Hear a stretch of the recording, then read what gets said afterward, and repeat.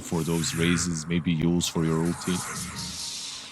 We're going to find out how he decides to build things up as we are into game 1 of Na'Vi versus OneWin. Na'Vi, man, this is a team I've held close to my heart for the longest time. They're the first team I supported in Dota. And we also have Zaya, excuse me, on the team, who came second at TI not that long ago. So there certainly is a wealth of winning experience on this Na'Vi roster. We have experience galore. Experience. That XP. Do you think this game is going to be as passive as the previous series? Or will there be a little bit more brawling between these guys? I think that position, well, this is a 5 clock and the 4 Marcy can break things apart a little bit, and they usually want to be playing the game a bit faster. So because of that, maybe we'll see some more action early on, but overall, you don't have these heroes that are from the mid lane just gonna go ham. They're more about farming and pressuring the map a little bit in different ways. Not really your embers, your spirits, your pucks. Well, time to get things going. Bounty runes traded out. No one tried to kill anybody. Let's see. Vision is fine. We don't have the ward that you hated so much the other day. Is it a much more standard spot on the left-hand side? Oh yeah, that ward was terrible. that ward gave no info. This ward is kind of nice because you're playing into a Beastmaster, and right now Beast is back to his old self of farming the Aghanims. And to farm that Aghanims, if he's having a rough lane, which he should have, you're playing into Lich Ursa. To farm it up, you need to go and stack the Ancient Triangle, right? So that ward will scout it out. Scout out the stacks. Scouty. Mid lane, Razor versus SF. Should just be heroes hitting his... Ah, man. I can't even pretend to be excited about that lane. It's like, whatever. The Razor SF. I feel like there's some kill potential top lane right now. Sweden strong. They're going onto this Weaver and they get him. They're also going to be able to get the kill onto the Lich though. So some revenge picked up by Yuragi. But nonetheless, OneWin get the bonus goal with the first blood. No, it's Yuragi that got the first blood. Did Yuragi get it first? Oh, he did it. He did it. My bad. Yeah. Yuragi gets the first blood, so actually, because it's very important, if Ursa gets the first blood, he gets boots faster, this lane becomes just that harder. Like, the first blood here is omega important. If it goes Ursa's way, he can start pulling you. His boots are in the stash already. He's gonna start delivering them over. So, good times for Yuragi here. And lots of harass is going to keep happening in the top lane. I would not be surprised if they try to go again as soon as these boots do arrive. Yeah, it kind of goes maybe both ways, because you can get level 3 now as well on Beastmaster, so he's going to have something to say about that as well. But Yuragi, oh, he's already got his. That's 1 creep and he's got level 3.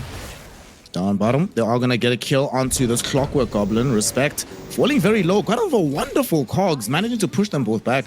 Survives by the skin of his teeth. Zayax really wanted to find that kill, unable to get it. Yeah, keep one thing in mind. Clockwork can move out of the cogs now. He doesn't have to kill them. Like, you can instantly just walk out. So he is a bit tankier than it looks like. When you think they're about to get him, he can just move out, send those power cogs back in, burn some mana, deal some damage. Middle. Oh my gosh, what? Did Sanctity just solo kill the Razor? Yes, he did. What a player. There is potential. Like, mid lane actually has solo kill potential for both of these heroes, especially for the for the SF, sorry. I do think that SF... That's what I was saying. Top lane, Malady. We'll talk about it in a second, because Malady's about to get picked off here. Dies to Sweden strong, but did drop down the Frost Shield on the way out, so they can't really threaten Yuragi's life either. Yeah, that's the level 3 Beastmaster. I don't know if you noticed, but Lich was forced to use Sinister Gaze even on one of the boars, just to kill them off, because they become very annoying against Beast. And going for Beast here probably wouldn't work. He has got 14 magic on charges. He's not gonna die, so Yuragi decides not to. So with that death having happened in the mid lane, right, does Razor need assistance? Have things gotten bad enough that somebody has to make a move, maybe to try and contest the rune and then kill a SF while they're at it. Or maybe he needed assistance before. Right now, it's kind of done. This kill onto him usually spells disaster. But what's crazy, if you look at the net turret, it's literally the same on the two of them. It's all about... how is that even possible? Wait, like, I'm looking at net turret. SF isn't winning. Razor is winning. No, SF is winning in Elastids, and he killed him, and they have the same net turret. I guess he used a ton of mangoes to spam these raises. I mean, even his inventory right now, he's got a blood grenade as well as the mango, so it's probably where the excess net worth went to. So even though it looks like he needs help on Razor, he's actually doing fine. I'm gonna tell that to my... When the next time I play a game, my mid laner dies, I need help. Bro, you're fine. You'll be okay. Just keep doing what you're doing. Oh, don't keep on feeding, but... That's bot lane. Got pushed only once, but yeah, he's fine. Yeah. Still has rebound available, so everything is a-okay for Zayax. Everyone just kung fu farming right now. Oh, by the way, I turned on... now that you mentioned kung fu, I turned on Bruce Lee last night, like one of his movies. Bot lane. This Bruce Lee guy will be... He is dead. He is very dead, yeah. He entered the dragon. Dude, which one did you watch? Mid lane, Zayats. He's here. Tell you about it in a second. Well, he has the rebound as well as the dispos, but there's not enough creeps to go underneath the tower to tank the tier 1. So this movement's going to end up not accomplishing much just yet. He might stick around to maybe secure Rune. He's actually already hitting all the way back bottom. So I turned on some movie, like I watched all the classics, and then I saw there's like 2 or 3 extra movies from Bruce Lee, and I opened up some Death Games or something like that. That was the name. And it's literally just some random Chinese actor and they... Melody? Is he dead? Ah, Razor is here. Does have Plasma Field in a second. We'll throw it out. It doesn't connect onto the Lich though, so he lives. In the meantime, nice cogs, but... Sanctity uses the Requiem just to force them to get pushed back. They can't keep the chase going. If those cogs were the normal ones, I think maybe they push SF away, but these new cogs don't do it the same way. They're further away, but they don't...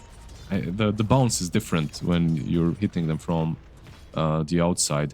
In any case, it was just like some random dude, and they would paste the face of Bruce Lee during the scenes. It was terrible. Like, the whole movie made no sense. It was absolutely horrible. I had to turn it off. And like... suddenly you see a fight between Chuck Norris and Bruce Lee, and then the movie goes back into its own plot. It's like, what the hell is happening? Okay, I need to find this movie, dude. That sounds hilarious to me. I want to watch this. You have to. It's like they just farmed on his name, you know. I was like, okay, maybe they didn't manage to finish off the movie. Maybe that's when, you know, stuff happened with Bruce Lee and the illness. But no, I think that they just made a really bad thing there. You actually just introduced me to a new favorite pastime. I'm just gonna go find bad knockoff Bruce Lee movies and watch as many of them as I can. I mean, we should do something like that in Dota. We'll find the worst games ever and watch them again. I'm down for that. Melody? Well, speaking of Dota, in the top lane, they're going on to Sweden Strong with Malady and Uragi. They get the kill, and now that Respect is here. He's hoping to try and get Malady, who tried to get himself out with the Sinister Gaze, but there's too many balls. And now Primal Roll going out onto Uragi to save the life of Respect, but he might have just doomed himself, because here comes Sanctity. Zayax has the dispos at the ready, bringing him right into the waiting arms of Sanctity. Respect doing his best to try and grant him salvation with the power cogs. And while he's doing this, Chiro Jr. comes in to kill off Sanctity. Cloud somehow is still alive, dies on the way out, but gives away a double kill to Chiro Jr., who takes down Zayax.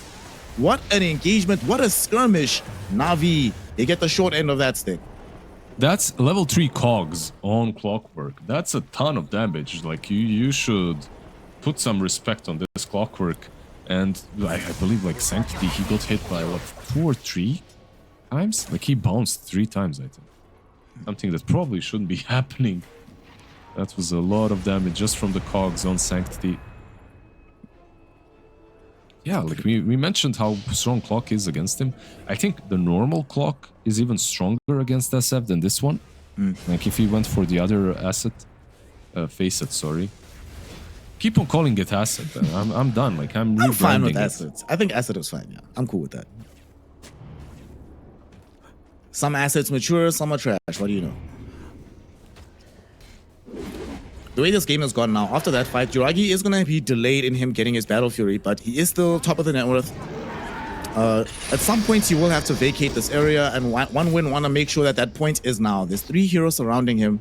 It's kind of difficult to get the direct jump. So Chira Jr. is like, you know what, guys? I have more important things to do. I'm going back middle. Yep.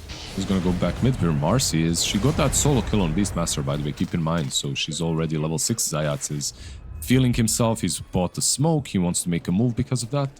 With an SF, like you talked about Ursa being zoned out, well, they want to zone out CK down bot. Respect. Good positioning. Yeah. Nice. Very good positioning from him. He will die, you know, he's dealing with the Marcy here, who just has popped the ultimate, but definitely saves the CK. Worth it. Ursa, Lich, roll. This is like 5-man rotation at this point down bottom. Are they gonna go tier 1 into Roche? Is this the plan? I don't think so. No, it's too early for Roche, but you can take the tier 1 at least. Zone out the CK, force him to farm around the pool. That's it. Maybe Ursa can even go back top. Okay, he is going now. Not more heroes streaming in for them to try and pick off, and they kind of lack the damage to deal with the tower, so the pressure on the map will have to abate for now. They just go back to farming. Farm. What's been going on today, dude? Everyone has just been really in the mood for net worth. Yeah, I think it comes down to the mid laners that are being played more than anything else. They're a bit more passive, so you see more farm. Even though things will change once Sanctity gets his blink. He's getting closer to it. He's going blink Yules. Okay. Solid build, like you're playing into a CK Razor. If you can blink Yules them, it's nice. I don't mind the Kaya build as well. The only problem is like this build, it's gonna get scary against Clockwork. This kind of a build, you don't have a force staff, you don't have a way to move yourself out. Might be difficult once he starts hookshotting you. We'll see if maybe Melody or somebody then pivots back. Instead of getting like a Glimmer, decides to get a force staff just to assist with that. But still a long way away from him making that kind of deliberation on Lich. Not enough money just yet. I'm kind of surprised, like, all tier 1 towers not only are still in the game, all of them are like really healthy right now. Ursa. Much slower game. Ursa. Oh! That is unfortunate. Respect gets the hook shot onto Razor. Ursa just shocks to the ground, and he's fine. He's farming away. He's cool. There's a lot of time that they've wasted trying to gank him in the top lane. They even popped the ultimate on Chira Jr., so they need to get something out of this. They'll try to get something middle, but here comes Sanctity jumping in with the Requiem. That's the Blink Dagger being shown off by the Shadow Fiend. At the very least, they do pick off Malady running in is sweet and strong with his Weaver, but Sanctity, man, just must be very, very happy with the kill literally being delivered into his laps here, Liz. They baited them really nicely. Sweden Strong at least gets that kill, and because of that kill, he's gonna complete the Vessel very soon.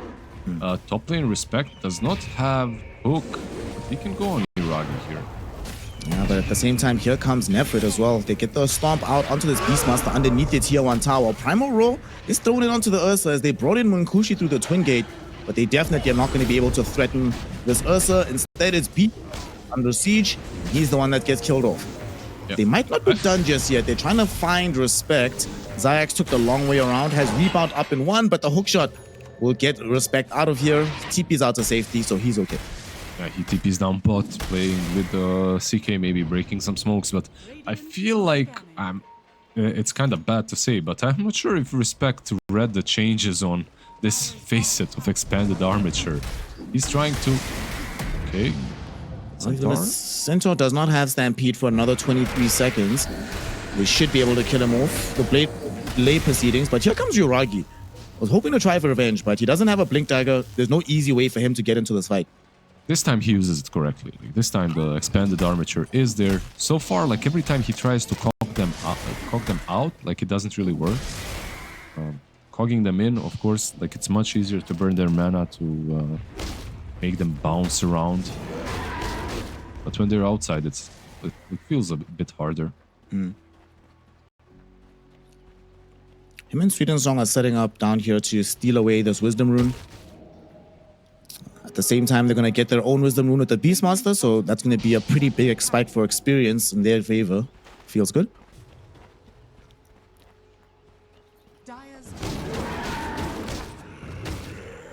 I'm wondering if Sanctity wants to start moving around with this Marcy, see what they can find on the map, get closer and closer towards his next round of items. Looks like he's changed his mind from the Yule Scepter. He has decided now he's going to go in for the Hurricane Pike, pretty much for all the reasons you were listing earlier of why Yules can be dangerous for him. The kills that he had before on Razor were, like you said, completely given to him. And I don't think Yules is going to allow him to get these kills any easier, just because of the Clockwork. If Clockwork is positioned properly, he will feed, so getting this 4-staff, I mean, it's the problem is, you don't really want to get it. You want to go for, like, basically, if you're playing SF mid, you really want the Kaya Yasha. But you're playing into a Clockwork, so at least you'll stay alive if you go for this build. They caught a glimpse of vision of Cloud coming into farm on the high ground here. And let's see if they want to try and commit for this. Sanctity, thinking about it. There we go. Rebound, Blink, Requiem. That should be the kill. Nicely done by them. They might even see this courier. They see it now. Yeah, they could be able to take out the CK's courier. They do manage to do so. That was the Orchid that was going to be delivered. In the meantime, though, Respect jumps in. 2 heroes inside the power cogs with the help of Munkushi. They get to blow up the Sanctity SF. Now they want to chase for more. Zayax attempting to TP out. Will he be allowed to do so? Ooh, they just ran out of disables. Yep. But they get the big prize. SF is gone away from the game. Yeah, unfortunately for CK, for Munkushi, Reality Rift does not break the TP. It just dispositions you, so you couldn't. The Chaos Bolt was still on cooldown for 2-3 more seconds. Overall, the trade is good for 1 win.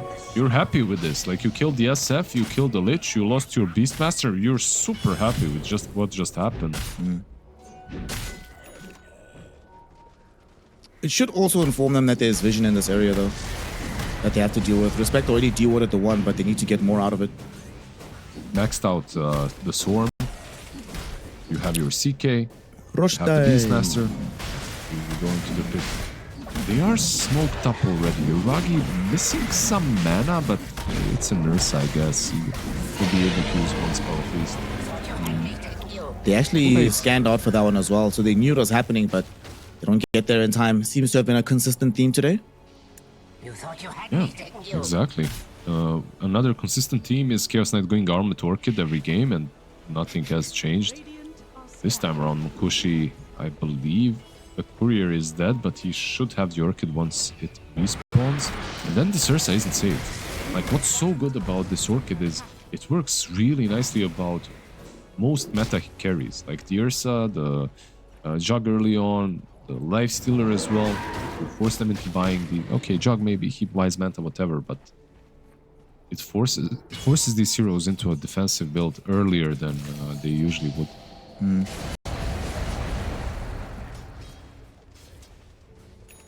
Things have slowed down yet again as they have playing the Aegis. They gave the Aegis to Cloud on the Beastmaster instead of to the Razor. I'm kind of surprised by that, honestly, but... Same. Yeah. Yep. What do you think the rationale is of him having the Aegis? I'm not sure, like even... okay, Chaos Knight, not the best Aegis carrier. But still, I would like to see it on Chaos Knight even more than on Beastmaster. Like, Beast is the hero that goes in this game. He's got Blink, Ags. And because of that, it makes sense. And you were talking about... We were discussing how do they play with the Clockwork. Well, this is how. You get another Blink. Suddenly you have multiple heroes just jumping in on top of targets. They were hoping to find a target. They might find one bottom, though. It's the Marcy that gets scouted by Sweetensong. Cloud, though, would much prefer to find a bigger target with the Primal Roll. And they're still sieging the Tier 1 middle, so they will make a team call that we're going to play for the grander objective on the map. They even hook forward onto Malady, but should be fine. Has a 4-staff. We're going to see multiple 4-stars in this game. I love that SF is literally, the way he's thinking is the way we're thinking about his item build. He cannot decide. Like, you're playing this SF mid. If you go for a 4-staff, you literally shot yourself in the leg. You're like, okay, now I'm just some random SF from the old patch. It doesn't really matter. I'm not strong. But if I go for the 4-staff, I can survive against the Clockwork maybe. Or the Razor with the Link. But if I go Yashakaya and I play properly, if I do everything right, then I'm imbalanced. Like, I'm just imba. So, I mean, I like it. It's a riskier play, but I think in the long run, it should pay off more. Definitely the more entertaining play. Going to be giving us our money's worth. Now they move bottom. They want to take down this tier 1. This time around, it does look like they also want to just control this area before the next Roche arrives, so that they're already not forced into this awkward position where you're smoking and just hoping they're not killing it fast enough. Lich, top lane, maxed out Frost Shield. He wants to relay this at least, but yeah, gonna die for this one. Blink, Primal Roar, easy kill. Well done, guys. And he's pinging out that there's an Observer Ward. He's correct on that front. Sadly, that information comes a little bit too late. It's the life of a position 5 Lich. You die very often using Frost Shield on tier 2s. It's like, if you don't die, the enemy team is doing something wrong. I thought you were gonna say if you don't die, you're doing something wrong. It's always your role in the game. Yeah. Weaver might get jumped on in the mid lane, but they smoked up after taking the tier 2 tower. They're gonna go onto Sweden Strong, but they get the miss. Oh, unfortunately, no. Munkushi is here as well. He finds the Sanctity SF, bursts him down. There's no BKB on the Shadow Fiend, no way to protect himself. So they thought they were jumping into 1-win, but it turned out 1-win was prepared and they were waiting for that engagement. Now you wish you had like some ability or a BKB or something. I mean, look, like, it is a risky play, and if you do go for this Yashakaya, you can get wrecked very easily. You're still an SF with like, what, 1400 HP? He didn't even toggle power threats to strength. He had them on int, so... Oof. Yeah, that's a quick kill. Yeah, it is. It truly is. So in previous games that we've seen, in particular when Yellow Submarine was playing and Erase was having a hard time, we could still rely, generally speaking, on Satanic to carry the game, but he was normally given heroes like Morphling, CK, Terrorblade, these kind of like 1v9 heroes. Ursa, not really in that bracket. So once they get this BKB, do they just start fighting and trying to like reassert themselves on the map before the CK outscales them? Yeah, they have to. I do think that Ursa is in a better spot than he... Well, we'll see. He's going to be in front of the Munkushi CK now. This is the perfect spot for him to be in. If they can get this kill, holy smokes. Yuragi almost died. It was 3v1, and he's still the one that has to limp back to safety. That's CK free right there. Classic Chaos Knight gameplay. But yeah, I think Ursa, what I want to say is probably in the best spot that he was in years when it comes to being in the meta. So I don't mind his like late game potential. It's not, like you said, it's not your Terrorblade or Morphling, but it's still pretty solid. Right now he does have his BKB complete. There's no Aegis for them to play around, so he'll just happily farm in the jungle. And for 1-win, they're trying to get themselves into the Sanjay Nyasha for this Razor. They'll have SNY, BKB, feeling very, very strong, like he just wants to run headlong into the fight with the 15 talent as well. So more damage to steal away from Yuragi if he ever finds him. Yeah, but Yuragi also finished off his BKB. I think this is really important because you are playing into that Orchid on CK.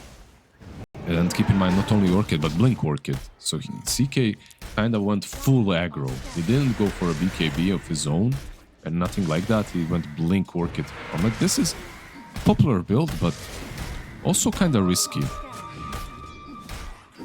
Lots of risks being taken today. The Dire Scan will connect onto these heroes. They find Munkushi first. The perfect target. Dispose will be there. They're going to be able to kill off the CK before anything else even starts. At the same time, Malady with the Sinister Gaze was pulling in Sweden strong, but now Cloud and Chiro Jr., they want to punish Sanctity, trying to go on the edge of the fight, but they can't reach him in time. Yuragi the Bear is behind them, causing chaos. Hoof stomp onto Razor. He is gone. Cloud now, his old BKB has expired. His life is going to expire as well, as it's a double kill for the Ursa. The lone survivor is this Weaver, and Na'Vi, they punish one win heavily for their positioning on their side of the map. Yeah, this is the risk that we just mentioned. Like, if you're under vision, if they see you, if they can get on top of you, you don't have a BKB, you don't have ways of surviving as the Chaos Knight, and that's the best target that Na'Vi can go for. They found him, no saves. I think Clockwork tried to hook in or something to maybe break that apart, but it just didn't work. So, yeah, one thing that you have to make sure you do is not die as a carry in the first second of a fight. Sounds simple, bro. I mean, also, yeah. I'm just laughing at Zyax's build. I love watching these Marcies when they're having a good game. Being like, I'm not itemizing for any utility, man. I'm another carry. BKB Basher. Let's go, boys. You think it's only when they're having a good game. I think it's whenever they're playing. Like every Marcy ever. Position 5, 4 doesn't matter. If you're having a good game, a bad game, a mediocre game, you're building to carry. I'm the carry now. Well, Roshan is about to respawn 25 seconds away. He will be coming up on the Dire side. And now we are very well positioned. We even see Yuragi slowly but surely making his way towards that side of the map. But I don't think OneWin will let this one go. They have a tier 1 tower so they can easily TP in and contest. Now let's see. Chaos Knight does not have, unfortunately, at least the BKB. And this is the point in which the Blink Dagger feels a little bit bad. You know, like, you have this Blink to get pickoffs, to hunt people down, but it's not a pub. You know, people aren't going to be that separated most of the time. This Blink, if you're pubbing, it's like the best item to get, because you're just solo killing plebs left, for, and center. You're just hunting down people and killing them. There's always someone farming somewhere for no reason. But in this game, in professional scene, this is what happens. They just go rush. Clockwork did scout this one out with the rocket, so they know what's happening. They also know they can't really stop it given their positioning on the map. So Roshan going the way of Yuragi with the Aegis. So the double life on Ursa. Just average times, man. Double life on the Ursa, double damage, or amplified damage. Amplified damage. There's no bottle. It's only double with the bottle. Yeah, that's in the river, so if they find that, they might even make some play. The safest option for Na'Vi, of course, would be to wait out the BKB on SF, which is very close. It's got 4k gold. And there we go. Purchased. This is a pretty strong timing. BKB just picked up by him. He has a cheese. They just picked up the shard for the Ursa. I would say that there's nothing that they really need to have in the tank right now. It is time to go, boys. Let's go fight. Yeah. On the other side, the BKB is there on CK, and both of these teams, of course, there's a clear advantage for Na'Vi because of Aegis Cheese, but both of these teams are ready to take an engagement. Sweden Strong is gonna show bottom in the creep wave and die? Okay, that was unfortunate. Yeah. And the vision as well. The ward will be most likely the ward that it's pinged out. It's just Weaver things, you know, like if your team is not ready to fight, you are creep skipping, you are pressuring the enemy side of the map, you don't want to be taking the farm away from your cores on your side. It's a normal death on Weaver. I also like that he's building into a nullifier. I think one of the things they've also been struggling with is this Lich Frost Shield. So having a nullifier, some consistent way to make sure you can actually hit the target you're going on. Yep. Bottom tower is under attack. Definitely agree. Na'Vi starting to amble towards the bottom side of the map, putting pressure on the tier 2 towers. Zyax has been clearing out these waves. His Basher is now on the way. So this hero's getting very, very strong. Oh, it's not yet. Okay, didn't buy it. It's just a courier with observer. It's my bad. My bad.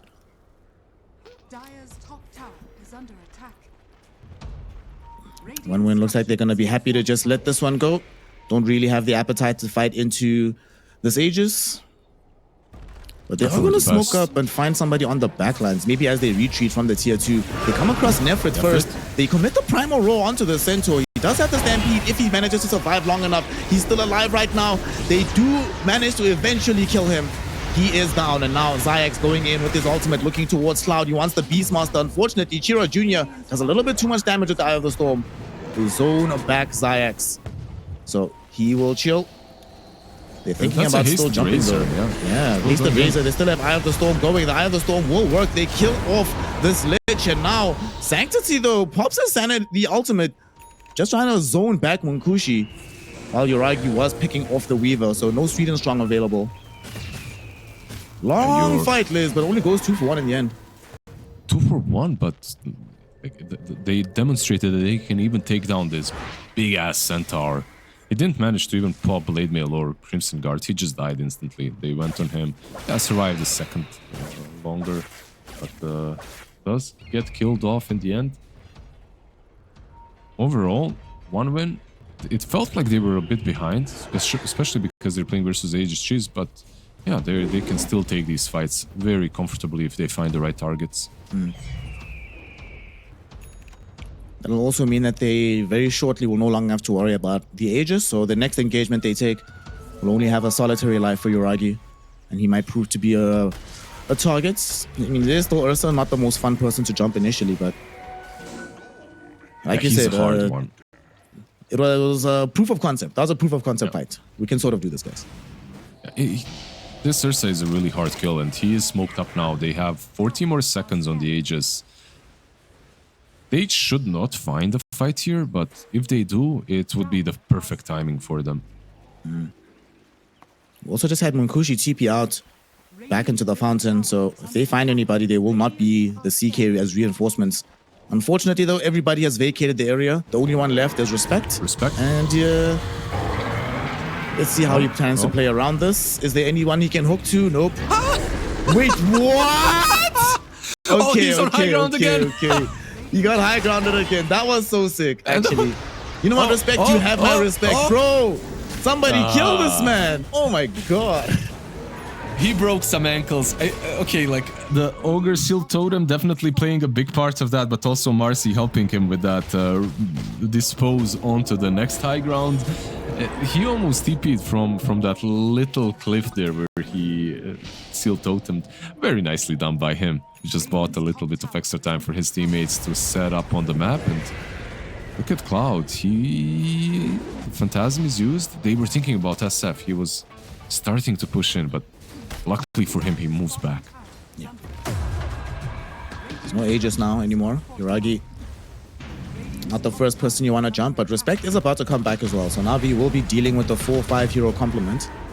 While they're doing this though, and they know where OneWin are, they are slowly taking their tier 2 tower in the top lane. Zayax and Sanctity succeed, but Zayax did pop the Unleash to make that happen. So we do not have this spell available for an upcoming fight. And OneWin, dude, look at the wrap that they're going for here. It's a pretty good one. Keep in mind, if Munkushi gets to the secret shop, he can get his Bloodthorn as well.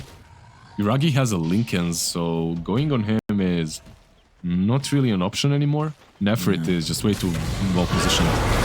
Go for Zayax first. There's going to be a Shiva's pop though. Cloud, the primal roll went only onto the Marcy, but sadly, the bear comes back first. Requiem is thrown out by Sanctity, zoning out some of these heroes with the Chain Frost bouncing around all over the damn place. CK is gone, and so is the Weaver too. 3 heroes removed from the field of play by Na'Vi. Sinister Gaze by Malady actually triggered, but it did not cancel the TP out. So he gets out, he leaves, he's fine, and another one fight for Na'Vi. No, that positioning from Na'Vi was on point.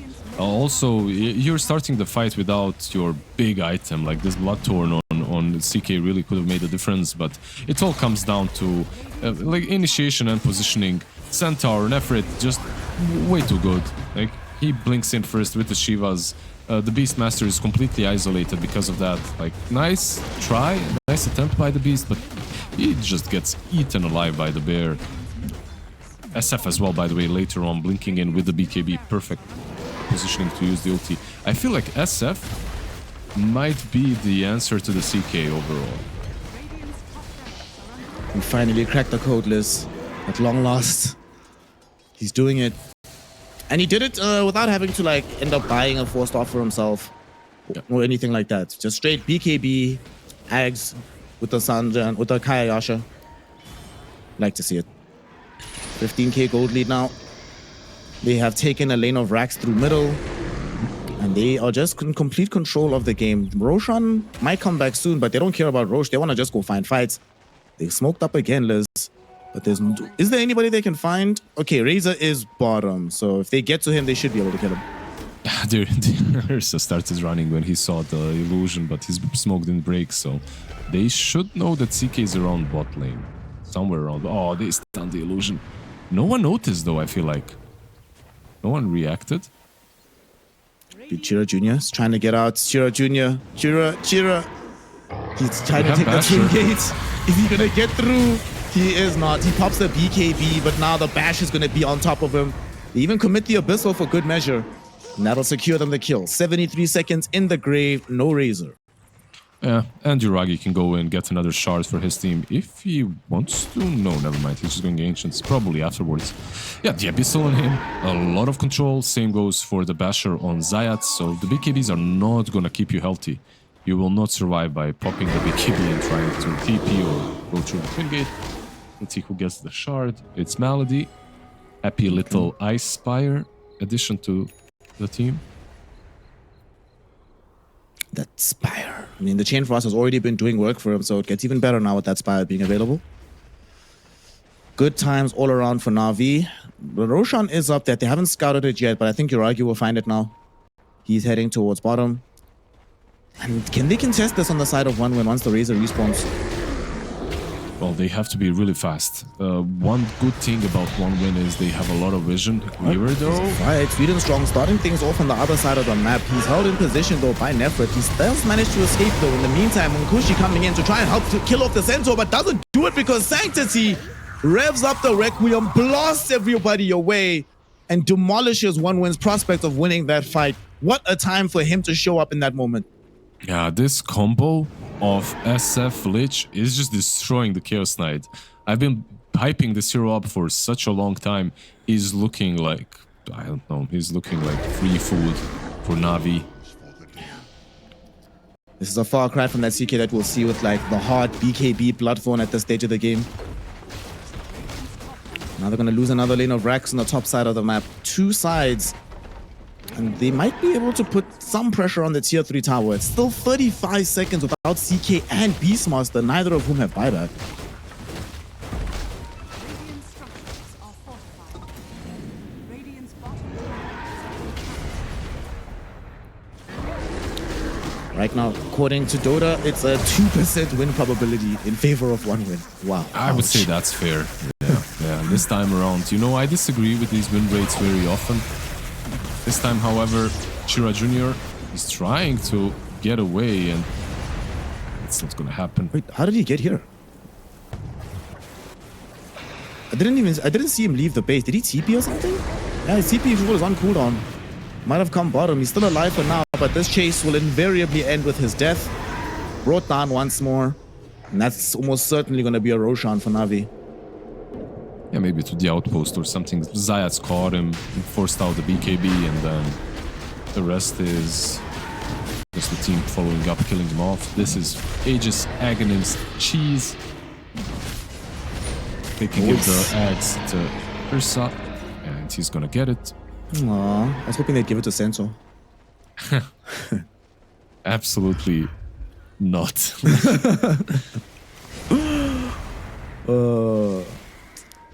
Well, here comes what could be the game-ending smoke from Na'Vi, but By the way, one win are not dead just yet. They're not in a position to get caught. one thing, Centaur has the workhorse, horsepower, I mean, sorry, asset, face it, but he has no strength items, which is really cool. We need strength items, man. He's like, natural strength will do. I mean, It's okay. he does have enough movement speed. He's on 440, so it's good enough. Also about to finish off a Lotus Orb here. Just needs to have the courier by the secret shop. And here they come. They go into Sweet and Strong. He's gone. Gonna be forced into buying back if he wants to mount this defense. And they have to do it soon because they're about to get mega. It's just happened now. Respect jumping in with Cloud. They want to at least try to bring down this Marcy, but Zayax is too strong for them. Pops the Unleash and is just turning around and fighting. Shiro Jr. in the meantime was surrounded by the rest of the lineup and easily killed off. Forced into buying back, but he no longer has a BKB, no longer has Eye of the Storm. The power of this Razor is drastically reduced. Yuragi thinking about jumping back in onto Munkushi, but just trying to make them realize that do not come close to us. We are here to win the game right now as they're beating on these tier 4 towers, and it's a 5v3 defense that OneWin somehow has to mount. Yeah, there's no BKB on Razor, no BKB on CK. This defense is, unfortunately for OneWin, probably not possible, so they can contemplate the next game, defend the throne a little bit further. Let's see now. One more fight gonna happen here. Nefrit inside the power cogs, but while that's happening, the cog deliverer just gets blown up by the bear. Now though, Nefrit gets pushed into the fountain. He's taking a lot of damage, but it does not matter. GG, well played. The Ancient has fallen. Zayax was the one hitting it with the Unleash. Does mean that they also have a lot more tempo in the mid game that isn't reliant on like his item timings in particular. So I like this look a lot more. Yeah, for sure. I think OneWin have an easier draft to play as well. One big difference for me, I just have to wait and see. Zayat is trying to run away this time. He might be able to... Never mind, they got him. Dispose. Ha! Got him! First blood will go the way of Yuragi most likely. Not Yuragi, Munkushi, excuse me. So Munkushi first blood him. for Lifestealer. That's going to be very, very fast boots in the lane. Okay, good times, good start. 30 seconds to battle. He's actually gonna go for Orb of Corrosion, it seems like, on the Lifestealer, so he really wants to dominate this lane. Something that some players opt to not buy, you know, you just go phases and straight into Armored Radiance just to get that Radiance a little bit faster, but okay, Orb of Corrosion is also solid. I just want to see this Venge on offlane and how much Nefrit is going to be able to do, because I dislike Venge into heroes that have like summons or illusions, or in Brewmaster's case, minion like these primal companions, primal splits, and also heroes that get on top of you easily, which is the Storm, which is the Marcy, which is the Bat. So for me, this looks like a really rough Venge game. But I might be wrong. There are some nice things, like you can swap out of Lasso, which is always nice. But you could do that as a support as well, so... Let's see. Yeah. New tech downloading. Let us see if this new tech is favorable. And mid lane, Shiro Jr. versus Sanctity. Now this is an old school mid matchup. We've seen this countless times over the years. There's no way there's going to be solo kills this game, right? Ember versus Storm. Don't tell me that someone's going to get solo killed here. I mean, it's always possible if small mistakes happen, especially when the new patch hits and there are some, you know, intricacies about the matchup that one player might know and the other does not. Like, you can abuse it somehow. Like, Storm Spirit, the static remnant, actually not being static anymore. The moving remnants. Top lane, Nefrit might be in some danger here on the Vengeful Spirit. The offlaner of Na'Vi finds himself getting taken down. Zayax can't really help him with the level 1 point into the Greater Bash. The static moving remnant still has some static in it, but yeah, when it comes to Venge dying top lane, not good. You know, you died into Lifestealer Bat. You didn't die into some strongest lane that ever existed in this world. You died into Lifestealer Bat. This Zayax... Well, they're about to get another kill because Zayax might just die to that same combination. He's being gone on. Munkushi wants the final hit. It's gonna go the way of Respect. They're just happy to kill him off. And Nefrit, he has 5 napalms on him. Is he just dead? Nefrit? Oh no. They might decide to dive him underneath the tier 1 tower, and indeed they do. They get the kill from Munkushi. Yep. He is dead, and when he respawns, he won't have a TP either. He just came back to the lane. Yeah, I was a bit reserved about this lane, and I think you can see why now. And not about this lane, just about Venge in general. Like, the lane itself is hard, but Yeah. That's also, by the way, on a lifestealer without anything. He only has a bracer. It's not like he's got Orb of Corrosion or something still. It's just flying out on the courier. Once he gets it, it doesn't get any easier, I can tell you that.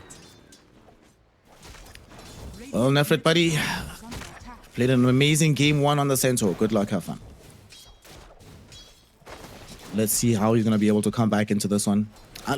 Down the stretch, what do you think he should be buying in terms of items? Are we going to see like some mech on him, some solar crest? What's the build up for the offlane Venge now? I really think if you're playing core Venge and you're not buying Aghanims, you're doing something wrong. So you just have to buy Ags regardless, and you might just have to TP here, yeah.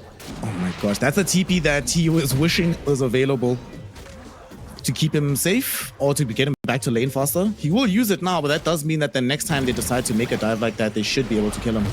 Yeah, they can go on him very soon again once the flame break is there.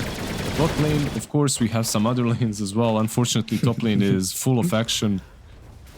Other lanes aren't as much fun. Sweden's strong bot lane is being zoned out by CM Gyro.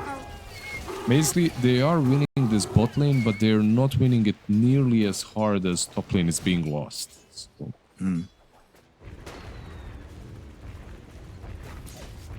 Cloud, in the meantime, has just been sitting around his Master, just chilling, getting his levels, getting some CS. Nice, calm early game for him. Zayax, his game has been anything but calm.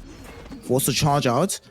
This will keep him alive. He's actually charging towards Shira Jr. Potentially, they might want to try and turn this into a kill, but at the same time, here comes Sweden Strong coming in with the rebound. They really want to bring down Sanctity. He's falling low, and he will end up dead on the Ember Spirit. Yep. Shira Jr. Nice Jabate play. Sweden Strong coming in to help him finish it off. I think what Jabated the Ember the most is the charge. Because of the Storm Spirit being maybe they communicated it, maybe they didn't, but whenever you see a charge on the mid laner, you try to go in. Unfortunately, Zaz, he had to stop that charge because he takes so much damage under the tower that one static remnant would have finished him off. So he just had to stop it. He couldn't continue. The Ember gets Jabated and the Ember dies. Well, Zayax does want to charge now onto Respect on the top side of the map. This would be, do you know some of these kills, I don't think it even matters about like the gold exchange, which would be substantial, but it's emotional, man. Finally, we're killing this guy that's been making our game a living hell. But sadly, they don't even get that. Feels bad. Yeah, I don't know. There's definitely some emotions involved when it comes to this top lane. You have to cry for someone to help you out. The biggest issue is like this lifestealer is refarming. Zayats might be just gone. Yeah, Shiro Jr. makes his first move to the top side of the map. He's hoping to at least take Respect with him, but Respect says no. In fact, Respect hits the flame break out onto Nefrit. Here comes Munkushi. He wants the range for the open wounds. Does have boots, and Nefrit does not. So that means that Nefrit's going to be in danger. He dove underneath the tier 1, but the bonus armor from the tower will provide enough protection to keep him alive. Mid lane, Sanctity though, he's not having such luck. Goes in, Slide of Fist, does not have a remnant or anything like that because he's still level 5 and he will end up dead. Bro, Navi's crumbling. This is 0-7. Your Ember still does not have level 6. Storm is very deep into that level 6. You also find the Haste Rune now. Bot lane arguably was the best lane for you, and even that lane, Cloud is out-leveling Gyro. Like, and by some margin. Like, Cloud is having a really good game here. They're gonna charge Cloud. He's got a homing missile flying into him as well, but Sweden Song is already here. Going back in. Might dispose Malady, does so, and now here comes Respect as well. They've already killed off the Crystal Maiden. They do succeed at bringing down Sweden Strong, but Cloud is still fighting strong, as well as with Kira Jr., who's made a TP rotation. They pick off Yoragi, they take out Nefrit as well. 3 heroes all of a sudden just dead in the bottom side of the map, and they thought they were going for an easy kill there. I don't know what they were thinking, but Nefrit TP'd in. He didn't go top lane because he understood there's absolutely nothing he can do. Lifestealer takes your Wisdom Rune as well. Batrider takes the other one. Honestly, like, this game feels like one of the roughest games that I have seen in a long time to come back to. It's going to about to get rougher because they're jumping onto this gyrocopter down bottom. It's going to be the Storm Spirit making the initial zip. They pop the ultimate from Cloud. And Yuragi, there's no way out of this one, my friend. Zayax cannot save you. Zayax might be dead himself, in fact, attempting the TP out, which will definitely fail. And Chira Jr. is now on a dominating streak. One win, have 12 kills on the map. And they're going to probably take this tier 1 tower bottom too. So where the hell is Gyro supposed to go next? Where is anyone supposed to go? That's the question, because at the moment you have 3 supports. It's the Venge, Crystal Maiden, and the Spirit Breaker. Basically, they can go into the triangle and farm this Hard Camp and Ancient Camp together. That's the only place where they might feel safe. The biggest issue is, like, when they decided to pick the Spirit Breaker, I wasn't sure what their idea was about the Lifestealer. Like, how then... Like, because Slardar was in the pool. Like, you pick Slardar, first you win the lane into Lifestealer, and second, you also have a hero that controls him throughout the game. You can deal with him. With the Spirit Breaker, you still have a BKB piercing bash, but it's nowhere nearly as strong. Yeah.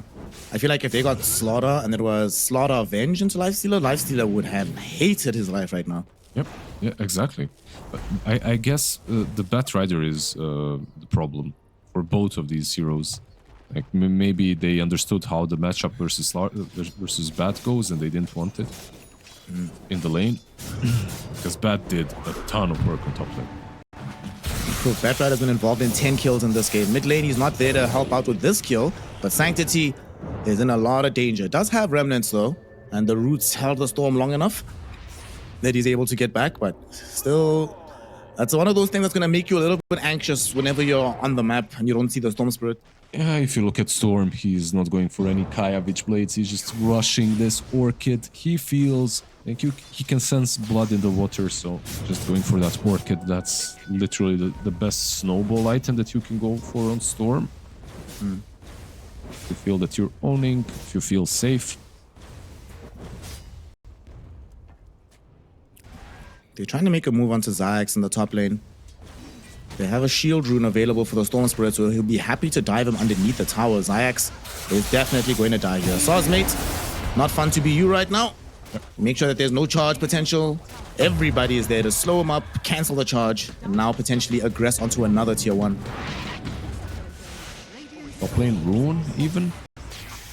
Oh, he actually does not get it. Okay, Sanctity got the illusion, and he's out of mana on Chira Jr.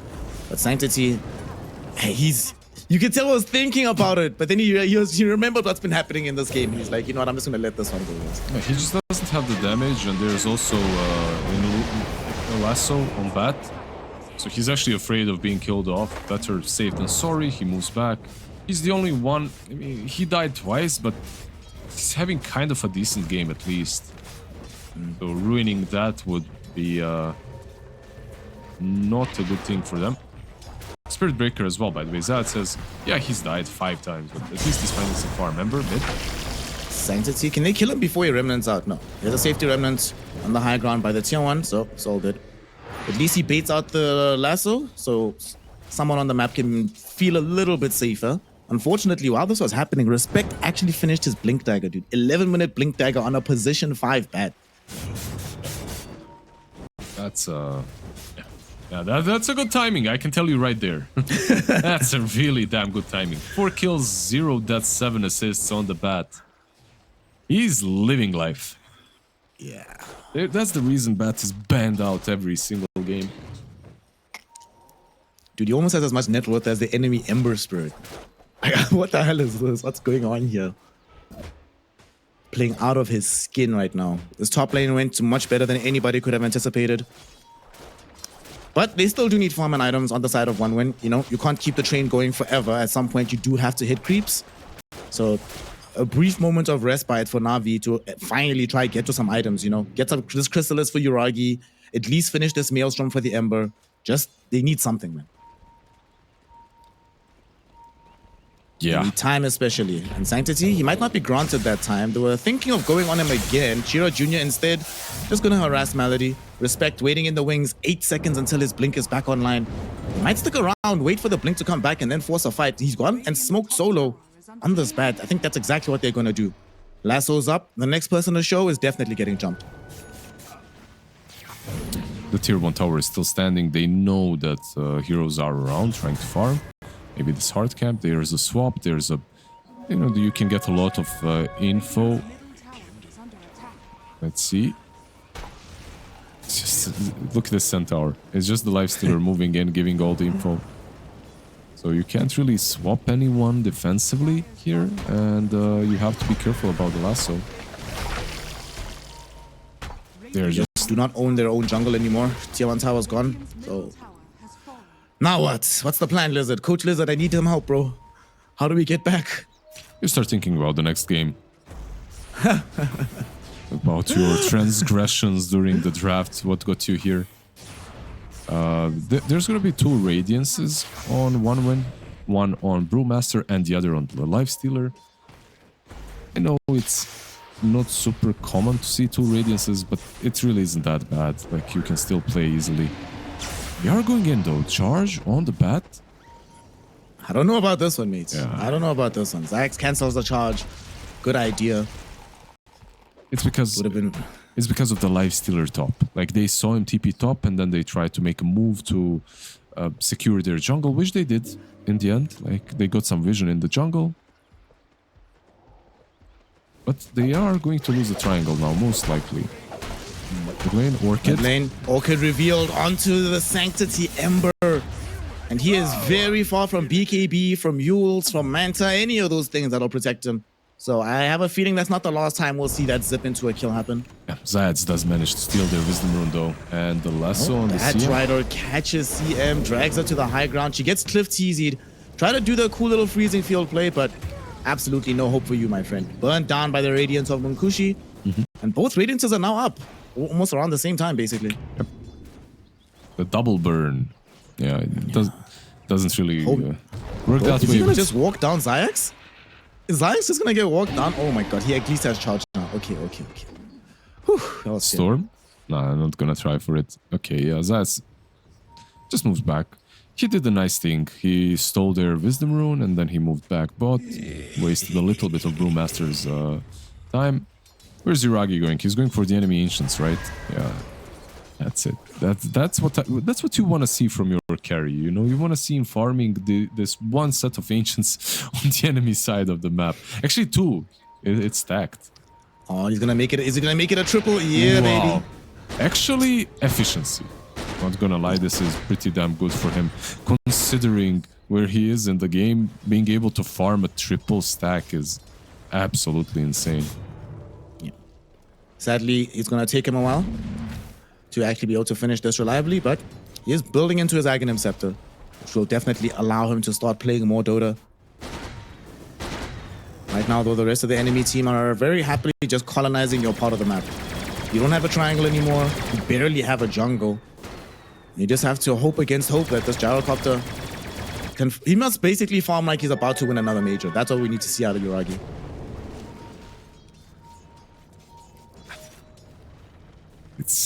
It's a rough one.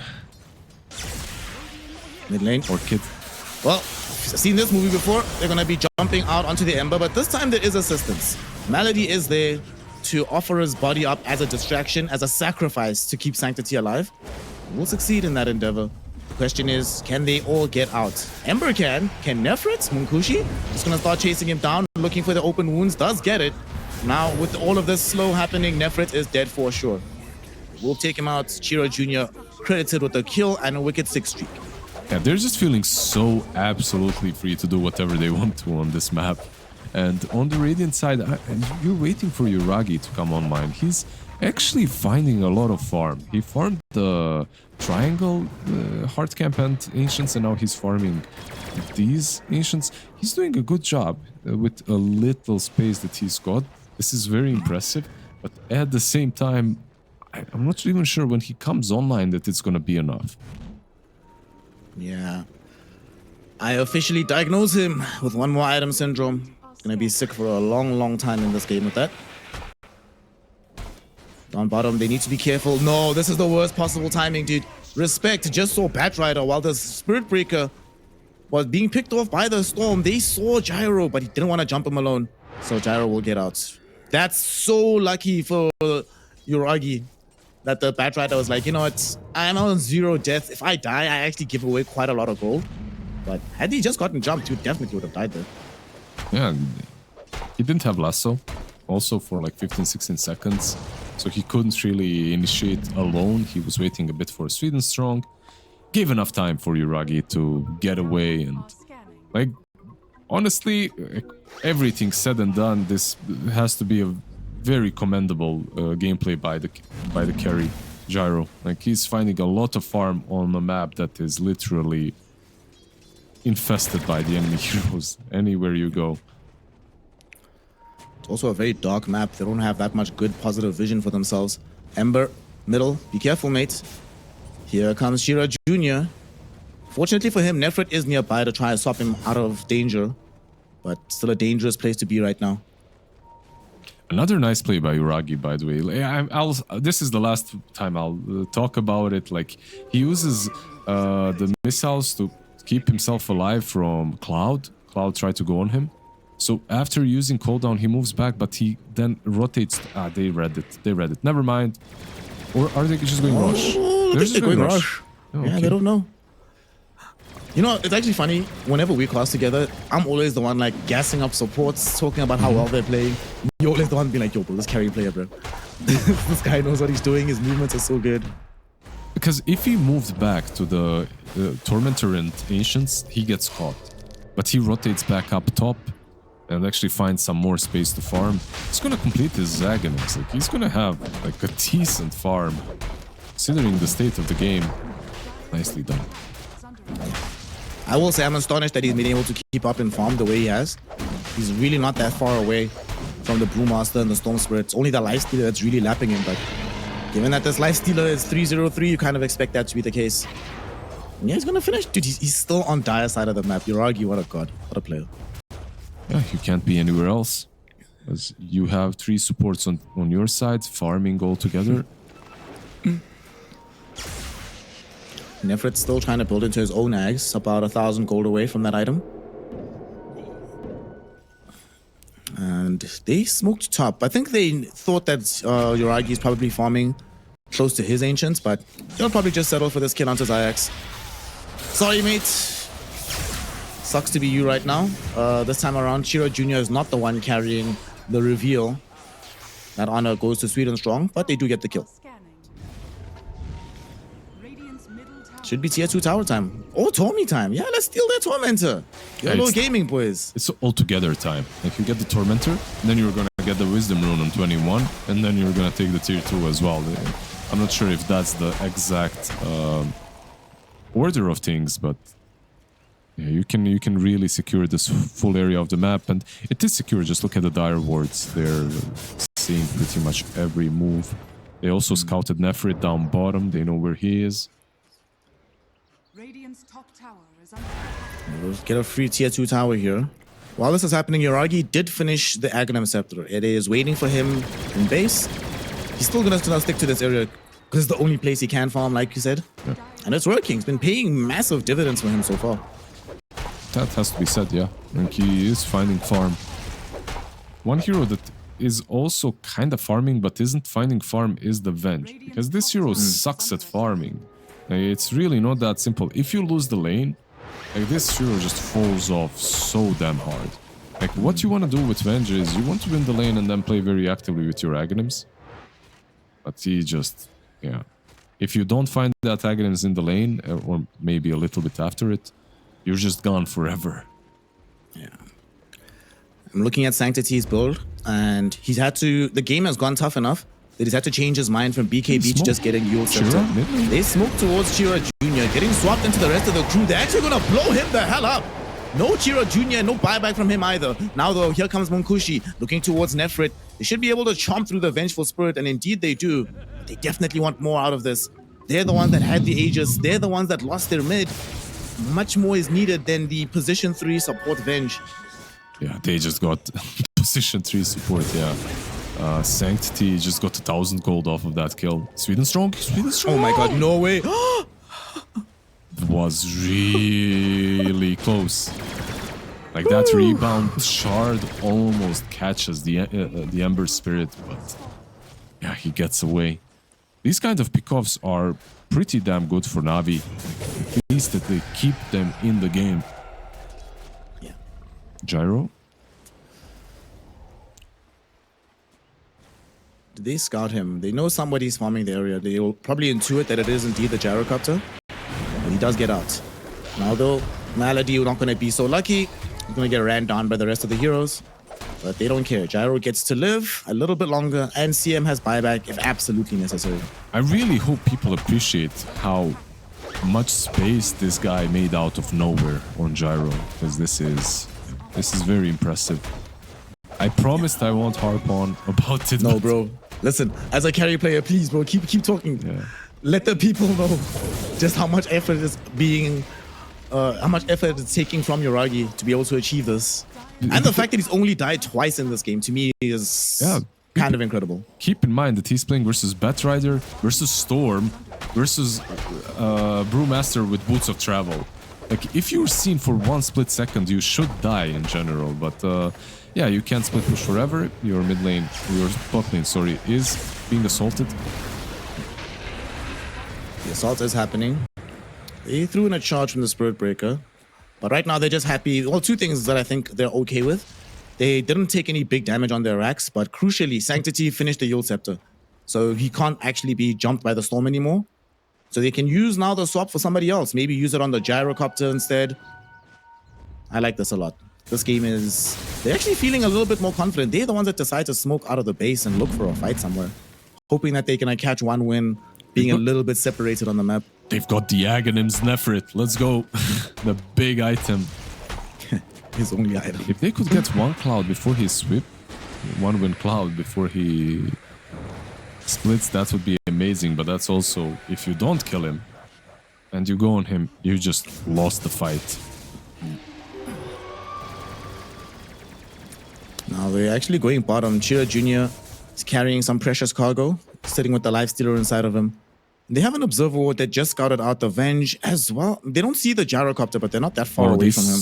They should have seen him, right? They see him now. They see him now. There we go. They just pinged him. Now they saw him. They zip in. They're going to catch him. He doesn't have a BKB here yet, Lizard, but he is still fighting. His team is coming to assist him. Where's Nefrit? We need the swap, my friend. We need the swap, Nefrit. He's not going to get swapped at the last minute. Juragi's alive. Drops down the corner onto everybody else. Munkushi finding himself just trying to deal with Sanctity, but Sanctity is wasting a lot of their time. He will eventually be forced to retreat from the fight as they kill off Nefrit. They'll take his first life as well as the illusion. Dude, but the big objective is achieved. They saved Juragi. They saved Juragi. Your Ember is alive as well. You also forced out the Primal Split. I mean, honestly, this is insanely good for Na'Vi. Keep in mind, they're 20k behind. They're still somehow keeping themselves in this game. Let me see what they do to defend here. Munkushi's a little bit low on the HP, and he doesn't have any Aegis to play with. So they do have to watch themselves. And as Nefrit is about to respawn, they say we don't want to risk getting swapped from the low ground, so let's just retreat. Yes, Tier 3 tower is practically taken, but still, like you said, they basically hold. Yeah, they hold once again. And you know, this game, okay, 222. The score is just, it's so sad for Na'Vi. But this game, once Gyro gets really big, can kind of be played because you have ways of dealing with Primal Split. Yeah. Once you get to like Daedalus and stuff on Gyro, Daedalus, Butterfly, whatever, then you really don't really care that much about Brewmaster. You dare him to split in front of you and say, see what happens, bro. Yeah, eventually he gets that talent, right? Like plus, what was it's like 1,200 Ruling's health. He gets that talent, but still, you can take him down. So overall, definitely they are reaching the stage of the game where it's becoming playable. Even up to this point, it was unplayable. Holy base, dude! Juragi has BKB now. Oh, no. Okay, listen. Production, I hope you're listening. No matter the outcome of this game, Juragi's MVP. It really doesn't matter what happens. This man has like been solo keeping this game alive. Like, holy damn, man. This is incredible to watch. So with this BKB being active now, obviously they don't feel like they can necessarily go fight headlong. But maybe they can think about contesting Roche, depending on which side it spawns. And right now, if it does come quickly, it's going to be on the Dire side. And they're better positioned to take it. Oh, they are going through. Look at this. I'm not sure you can fight this way. Let's see. Uragi is here. Okay, they're coming through, but Uragi is the first one up. He's sitting there with the BKB active, but there's too much damage coming in from OneWin. They kill off the Crystal Maiden very easily. Xyx is taken out next as well, and the lasso cancels out the BKB TP out. They will end up winning this fight decisively, OneWin. They're the ones that came through the gate. Na'Vi thought they had the strength to hold the area, but it turns out to be an abject lie. Amber didn't even join, like he couldn't even fight there. Look, you are able to play this game now, but you're not able to play that way. Like, there is absolutely no chance in this world in which you take a fight 5v5, even when they're going through the gate and you win it, because you just don't have the burst to take down anyone. Like, you can't. The only hero you can kind of burst down is the Storm Spirit, but only if you swap him into charge into everyone killing him from 100 to 0. If you're going for these engagements where they have all their heroes around, you're not winning them. Absolutely no way. I mean, your supports, one support has Shadow Blade, the other has Arcane Boots. How are you gonna fight against a support that has BKB Raid Band, that's Marcy, and the Bat Rider that has Blink Dagger Force Staff? Well, come on. It's just not happening. Actually, Malady might be one of the poorest supports I've seen in quite a while. Like, we don't get these uber ultra mega poor 5s anymore. Not like this anyway. You don't see these uber domination games as well anymore that many times. You know, usually if a game is this dominated, teams GG out very early on. Xyx was running around on bottom, but doesn't get caught up to by Seed and Strong. The Roshan is up in 18 seconds. And it is going to be on the night time. Well, at least if it comes now. But they might wait for it to come down to bottom first. Let's see what they decide to do. Now they're going through it.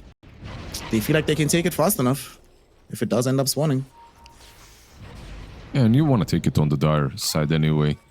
If it does spawn, which it will, Respect is in the pit to scout it out. You have 30 seconds. I think 30 seconds should be enough. Dude, Respect still hasn't died. 5-0-16 Bat Rider, wow. I mean, not a lot of heroes have died on their side. It's only two. He's also about to get another kill because they see this Xyx Spirit Breaker. They don't want to have to lasso him, but he was leaving the range of the Sentry Ward. Had to be done. Aegis gets taken while this is happening as well. Lifestealer will claim in Aegis cheese. They give the cheese to Sweet and Strong, who is now becoming another carry. Hey. Yeah, they might give the cheese to Storm. It would be nice to... It would have been nice to give him the Aegis as well, but it's okay. This Storm has Lincoln Sphere anyway. It's not the easiest kill any longer, too. Guys, y'all aren't right, bro. They took out Melody's courier. That was at least a Pavis. Guys, come on, let him have something in this game.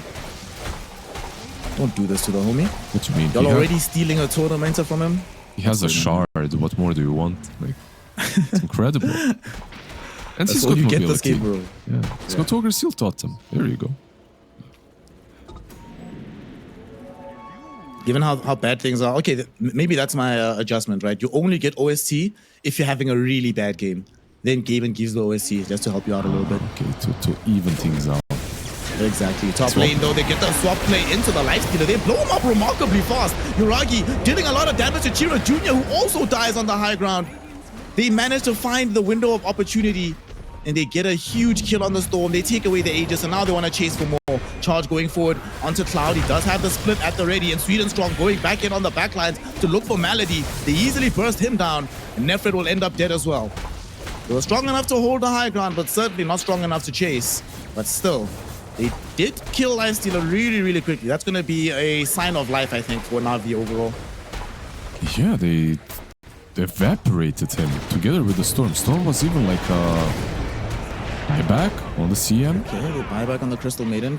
Cloud goes into the split. They just want to get out right now. Bat Rider gets the lasso out onto Sanctity. Can they kill him off? He uses at the last second. He does have a remnant somewhere, but cannot leap to it in time. He ends up dead. Does have buyback though. Now one winner on the high ground, looking for their first set of racks. They also have the Storm Spirit respawning, so he's going to be re-engaging in this fight any moment now. TP's onto the outpost, they go in, look for Malady, they want to get the dieback out of the Crystal Maiden, and they will succeed. 4v5 now, but they are running out of mana. CM being dead did cost a lot of the toolkit from Chira, and he's completely out. Gleipnir thrown forward onto Sweden Strong. They really want to get something more out of the Sanctity brought back, but now all of a sudden it's Zayax who, realizing that he's bit off much more than he can chew, gets killed off. Cloud though coming back in from the ultimate. He almost dies, but they ran out of damage, and now Uragi needs to pop BKB and flee away. The charge, it will at least give him a little moment to play with. The ultimate on Lifestealer, they've killed him. 75 seconds in the grave, but at the same time it cost the life of the Gyrocopter. Sweden Strong finishes him off, turning this into at least something a little bit better for one win. Na'Vi have to expend massive resources, but they do hold and they do kill Lifestealer. Yeah, they lose the melee racks, so it's not really the biggest hold, but they hold on to the game. They kill off the Lifestealer, and Gyro is becoming bigger and bigger here. Like, it was him that got the kill. No, it was Ember, but he was around. He dealt so much damage. I love the way that they turned on to the Marcy, even though he had, I don't know, like 5% HP on Gyro. He decides not to run. Once that charge went through, he decided, okay, now I can turn, and actually so many carries would have just ran back, but he turns around, hits a couple of extra times. That allows him to kill the Lifestealer and the Marcy. But honestly, like, the way Navi played that fight, I thought they just wanted to get out of this one. Because if you were behind, most of the times you're not chasing targets on their high ground. If you overchase, you're probably going to be punished, which they have been. They were forced to use a couple of buybacks, but it really wasn't that bad, all things considered. Yeah. Given how the overall state of things, it really could have been much worse. I will say I do respect them a lot for playing aggressively in that fashion. They probably were like, guys, we're already losing. Like, if we play too safe, too passively, nothing changes about the game state. The only way we can make change happen is if we play high risk, high reward. Yep. And to their credit, it kind of did work out for them, right? They did very risky things, but they were necessary to get this Lifestealer killed off and away from the base. Yeah, and one item now defeats two. Like, you have this Radiance on Brew, Radiance on Lifestealer. Well, there's an MKB on Uragi. MKB crit. He's still not there when it comes to where you want to be as Gyro, but it's not too terrible any longer. Playable. Playable. It's the best that they can get. 27k behind is the best that they can get. What's the probability, by the way? It is 1%. So there is a chance. Playable. There is still a chance. I don't think I've actually ever seen a 1% comeback. They have to exist, but I haven't seen one personally with my own eyes. It's a mythical creature. The 1% comeback. 1% comeback for one win. Let's see what they've got. They're on the high ground now. They are tired of this game. They're like, guys, we've been winning for such a long time. Let's actually win the game. Beating down on these racks down bottom. Everybody is present from the side of Na'Vi to try and mount this defense.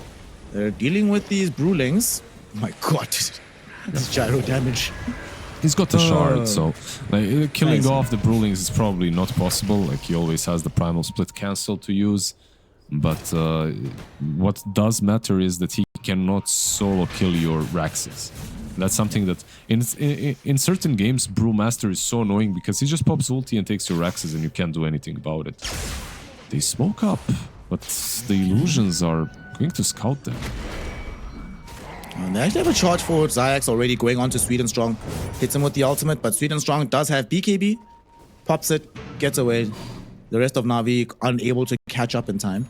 It's insane that they're even able to leave their base and make these kind of plays where defensive BKB is forced. That's impressive. If Na'Vi wins this game, this will be one of the greatest comebacks. For sure, 100%. A part of me kind of wants to see them do it just because it would be so amazing. But that would be robbing one win of a much-deserved victory here. But in Dota, no matter what you deserve, it's about what you can actually make happen. So that's why they are the ones smoked up right now. Trying to regain some of the map that they lost down bottom. Start to work on actually ending this game. Let's see what they can do. They can maybe just go in for the push again. Those melee Rexes are on half HP. They don't have Glyph anymore, if I'm correct. I think so. There's nobody actually in the base. There has to be a lot of people TPing here. Zayax can scout for them. Maybe break the smoke. And he'll break a smoke on some illusions. He'll know what's up. But guys, time to come home. They are back. Trying to take our stuff. This time around, 3 minutes without the glyphs, so melee Rexes will fall, and that's another side lost for Navi. Speaking of Brewmasters sieging high ground, who was that player from China, dude? Shang Ye. Remember how much I talked about that guy in his Brewmaster game? Yep, I remember. Bro, you sound like you're having PTSD, now flashbacks. Like, well, you mentioned China and you mentioned Brewmaster. I instantly remembered Elephant and Red Panda playing it on 5. Like, losing every game, but a long time ago. That was like 2-3 years ago, but... That was fun, actually. I miss Red Panda playing that Brewmaster. Didn't work, but it was fun to watch. 30k gold lead right now. We have 2 minutes until the next Aegis. 1 win. Already taken a lane of racks down bottom. And they're gonna smoke up right now. Go force a fight. And they know, that Navi has been openly moving outside of their map. So that does mean you don't have to jump into the base to find them. They could get a great catch here. They just don't have the vision just yet. He gets on the high ground, Chira Jr. Now he's scouting this out. Now he can see. And he's gonna go for Zayax first. They're taking out the Spirit Breaker. No buyback. There's no buyback. Oh my goodness, that's a big deal, that having no buyback. Chira Jr. though, look at the damage he's taking from Yoragi. They need to kill this Gyro ASAP, and they do. Hold him inside the lasso, kill him off. He can do nothing. Nefrit gonna be offered up as well. Very easy kill for them. Sanctity though, at least trying to bring down Chira Jr. He will succeed. Can he get out of here is the question. Lasso not gonna be available, and Sanctity will get bashed though. Munkushi is here. Do they have an Orchid? Yeah. They do. Do they have stuns? They do. Do they have the damage? They do. Do they get the kill? Of course. And 100 seconds in the grave without buyback. Yeah, the mid lane is forced to buy back. But this buyback might be even too late. You just lost the lane of Fraxes. He's just sending all his illusions. And the little Brewlings to go for the range Raxes. Look, the game was fun. 1% was true in the end. I would have given them a little bit more, even though they're 30k behind, considering how they played, but leaving the base and losing a hero that doesn't have a buyback is a certain way to lose, so... Yeah. As our German compatriot would say, illegal gameplay that was. Yeah, pretty much. Well, got Mega Creeps now, 1 win. Oh no, they're about to get Gyrocopter. The swap back from Nefrit does save his life though. Nefrit still staying alive for now. They're at least maybe just gonna kill off this Cardi. But I don't know about this one. The blow up of the Infest kills Nefrit. They do get the swap back though. Look where Munkushi is. They are playing aggressively into this lifestealer. They really wanted to try and kill him, but sadly they did not have the lockdown. Munkushi now, he can just turn it up, go directly onto Yoragi, kill him off, secure the game, and force a decider. GG, well played is called. We are going to game 3 because 1 win will not go quietly into the night. I see someone has been reading some books recently. Snare, have you? You cheeky. We'll see. Like I'm as hyped as you are. You see, whenever they open that book, fam, I get excited because normally I'm just like, hey, cool animation. But now I'm like, we're opening a new chapter in Dota. If this works, if they win with Venge, Bounty Hunter, pubs are going to be a very fun place for the next few days. Let's see how it goes. When it comes to like the bounty hunter itself, like last pick bounty this game, like there are some things that are annoying, like Clockwork getting on top of you, Dark Willow as well. It's very simple for these guys to hunt him down. These are good anti-bounty heroes, but if he does get a good lane, he can just roll the map. Let's see what Sanctity is cooking up here. You see Navi went back in the kitchen. What did I tell you? Mobility. You check what his build is. He literally has Phase Boots Windlace queued up with the bottle. Like, that's literally all you need. Like, it's crazy how much this hero would be a core instantly if he had some mobility spell. You know, like something built in that moves him faster. So... But you want them to add like a movement speed component to Shadow Walk? Yeah, if they did. Down bottom, there's a small little fight here over the bounty rune. It does get picked up by Yuragi on his Wind Ranger, but he's taking quite a little bit of damage. Not gonna die though, or rather shouldn't die. He's chilling. Let's hope also that Yuragi's performance on this Wind Ranger is going to be better than what we saw from Dark Lord, because that Dark Lord Wind Ranger didn't really accomplish too much, mostly because he itemized so defensively. So definitely want to see Yuragi itemized to carry this game. Yeah, he has to. Like, the bounty hunter, in general, doesn't. One other thing about this mid lane matchup is Tiny has no armor. So Junada is physical, is gonna hurt quite a bit every time he hits you.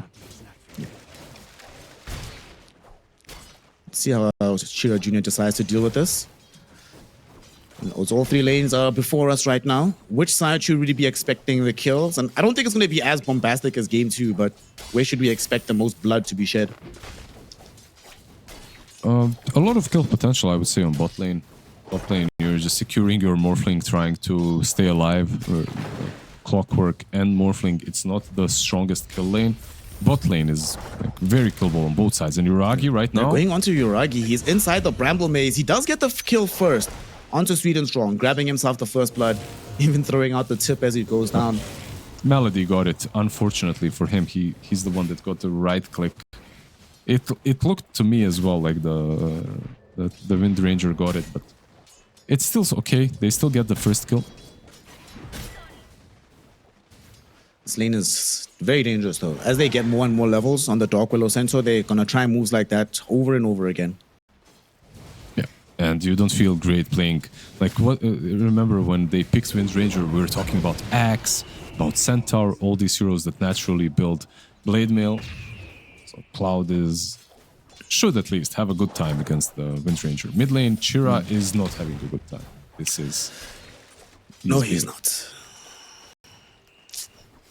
He's not dead at least, but it's can definitely get worse here in this mid lane. He did just get his bottle. Will be able to pick up a water rune, so replenishing most of the lost HP that he had taken away from the bounty hunter.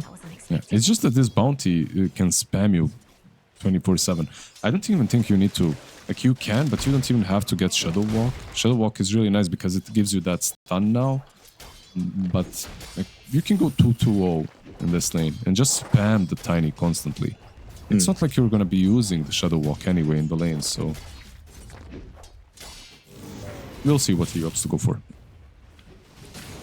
How's things going in the top lane right now? Nefrit playing a real hero, and all of a sudden, this laning phase is looking very, very positive for Na'Vi. He's top of the CS department right now, and with the boars being out, I don't think this particular dynamic will change anytime soon unless they kill him, which they will try to do right now. They go on to Nefrit, but he still has 6 charges on his stick. There's the tangos as well. He'll be fine. It's not a bad lane for Morphling. Like, you can't really zone him out. At the same time, it's not really a bad lane for Beastmaster as well. Like, Clockwork, Morphling versus you, as long as you have Rubik around, should be fine. Tiny is really taking a beating mid. Yeah, he's ferrying in some more regen right now. Okay, at least got a magic wand to try and deal with this shuriken spam, but this is not fun. Yeah, he went 2-2, by the way, 2-2-0. Like we called, this is the build on bounty here. Like, you can even okay, if he doesn't get the Shadow Walk next, it's a little bit harder for him to rotate, but sometimes you can even do that. Let's see what the decision is going to be from him. This bottom, Yuragi and the crew. Let's see what they can do here against Malady with Malady's help. Malady, though, gets himself stunned up by Cloud. Cloud now also hitting a magic missile. A lot of damage going in both directions. Who's going to die first? It will be Malady. Yuragi spins back for the boy, but nonetheless, it's going to be One Win who claimed the life first. But they get the big kill. Top lane, though, now going on to Zayax. He is just trying to get himself away from Respect. Will succeed in doing so, but Munkushi, he's now very far forward with Nefrit. They drop down the Hawk to stun them up. Munkushi, morphing for all he's worth. He really needs to get the hell out of here. The power cogs. Make sure that Nefrit stays in control. Cannot keep chasing onto the water boy. Yeah, those cogs still catching people off guard, you know, how wide they are and how he doesn't have to be right next to you to use them. Yeah, he went 3-2, by the way. 3 levels of shuriken toss. Tiny, you can lane, like he is finding farm, but it's just wasting a lot of that gold on region. Very unfortunate to be him in this particular moment in time, but we'll see how he fares in the mid game. At least making moves around the map. Can anybody come help him? As I say that, Sweden Strong is here. I don't think they actually have the damage to kill him off right now, right? And his scan. Like the scan is used, so he knows. You want to pressure this guy before he gets tracked, because then for Tiny it becomes even harder.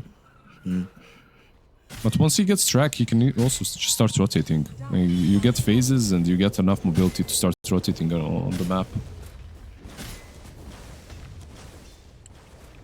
Speaking of rotations, the Dark Willow, she is porting to the top side of the map. They might be considering going out onto one of these heroes. Reclaim some of the advantage, but there's also 3 heroes for the Radiant side. Malady is in the wings waiting. I think they saw the Sweden Strong TP with this Observer Ward that's just north of the tower. So I don't think they'll be caught off guard. But how do they approach this push? Some pressure onto the tower, and here comes a tiny rotation as well. They're going to definitely go onto one of these heroes. It's going to be Zayax. I think he's fine with this. 4 heroes needed to kill him. Okay. Whatever, man. Yep. It's also not too bad for 1 win, because Tiny, he didn't really waste too many resources besides his DP. He just found that region rune, so being very happy to go top. Perhaps pop the region afterwards, heal up. I was seeing a move coming in from the Bounty Hunter. Track going out onto Cloud. He's only level 5, does not have the Stampede available. Shackle Shot holds him in place, and they were trying to leave the kill for Uragi, but they failed, and now the Shuriken Toss gets the kill, but they tossed forward onto Uragi first, so they stun him, follow that stun up with an Avalanche. And Sweden Strong claims his life with the Shadow Realm hit. Man, why have we been seeing so many missed power shots lately with these Wind Rangers? We'll talk about it in a second, because in the top lane, Respect, he's being run down by Nefrit. And this Beastmaster in the off lane for Na'Vi continues to succeed. You miss your power shot, you miss the kill, you die in a situation you had no business dying. And then you tip your offlaner because he's getting kills, you know? At least you're doing something, right? Like you're morale boosting your teammate. Keep in mind as well that like this combo of Bounty Hunter and Wind Ranger is kind of nice. Like you use the track and then you can follow up, easily chase the target down with Focus Fire. We'll see if he decides to make another move towards the bottom side of the map. He is scouted by this Observer Ward that's looking at him. They want to know where he's at all times. They invested quite a bit of gold and sentries all across the map, even though he doesn't have Shadow Walk, but they couldn't have known that at the time, right? Yeah, they couldn't, but I really think... I feel so... I don't know. I feel great seeing this, because I think this is the right build, and I feel justified, you know, back in the last couple of months, I've been flamed a couple of times playing this mids. Especially in a game such as this one, where they're mostly physical. Like, you can dish out a lot of pain without dying. Left back here in this mid lane. I think they were just trying to secure space on this area of the map. Maybe make sure that the next rune that they can get it easily. They actually throw forward Respect onto this young Sanctity Bounty, but he will not die. Where's the dust? Gets the Shadow Walk. In the base, in the fountain. I mean, you are playing Bounty Hunter. They're going up against the Morphling. They really want this kill. They get off the Stampede though, because Tiny, Shira Jr. is here to try and get some immediate revenge. They're going for Nefrit, who has fallen quite low. And Munkushi has now strength morphed enough that he's not really afraid of dying any longer. Avalanche interrupts the TP from Nefrit. This could be a huge coup if they get this kill. Indeed they do. Chira Jr. doing God's work for his team here. And that Arcane Rune definitely helping out, having the mana and the cooldowns on his spells to catch him, to kill him off.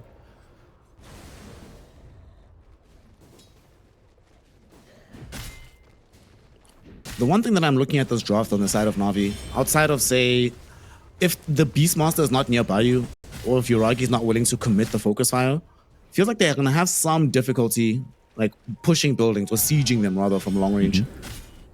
Oh yeah, for sure. But that's why you do have Beast, and that's why this Beastmaster isn't going Ags. Like, if you look at Nefrit, he is actually going towards Helm of Overlord. Meanwhile, Centaur He's Should be very dead, right? tanky, but he is also, yeah, he should be very Yes. dead. Track money, baby! That's the second track kill of the game. So we are starting to see this gold accrue. That's a lot of money for just 1 cent or a kill. Holy base. Yeah, Things are very even right now, though. It's 5 and 5 on both sides. Doesn't feel like things have popped off just yet. Both teams still, just like in some of the previous games, right? Ready to farm until they feel that they have the necessary advantage to move, and or until the blink dagger comes out on the tiny.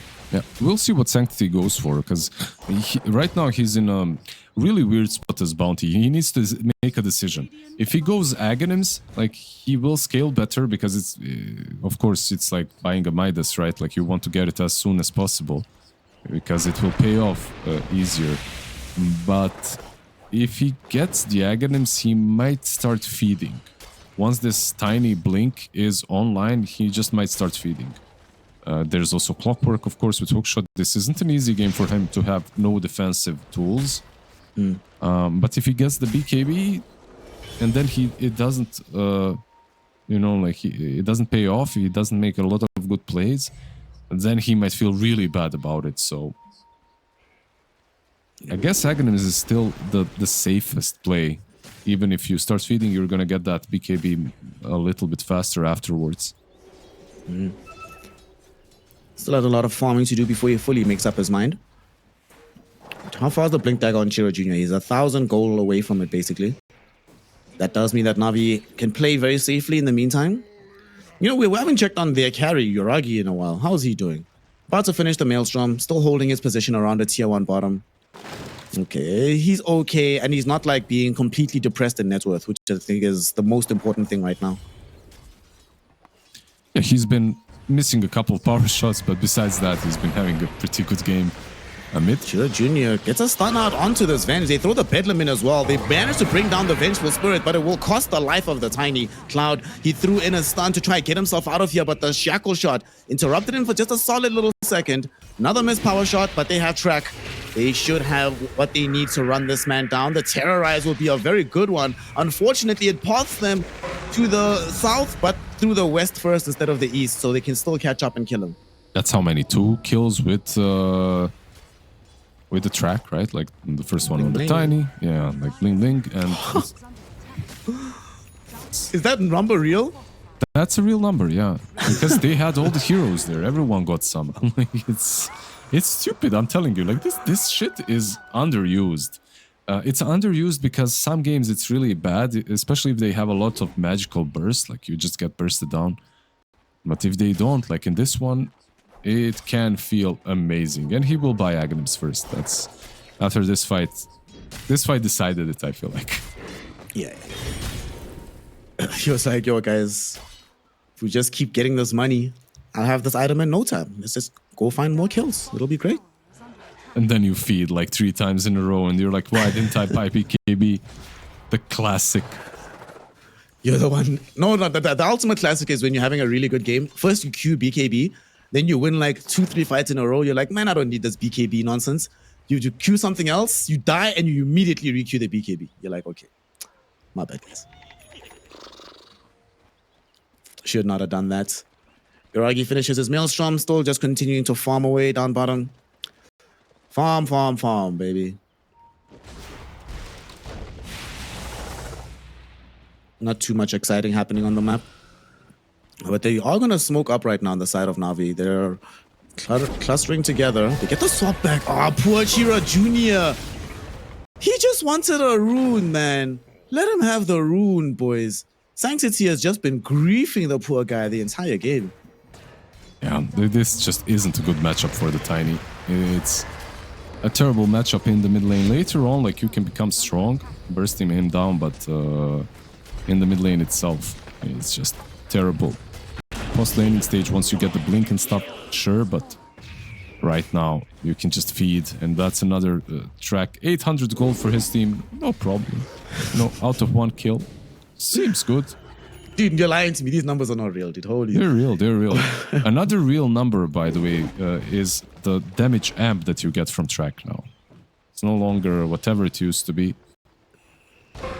used to be minus armor at some point, or a crit or something. Now It was you're a crit, I think. yeah. Now you get 8% level 1, 20% last level.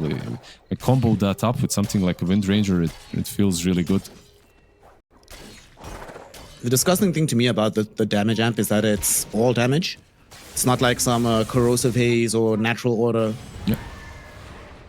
It's like it's the same, right? It's the same with Clockwork. Like his armor power, all outgoing damage is increased. Like the more armor you have, the more damage. It's just his innate.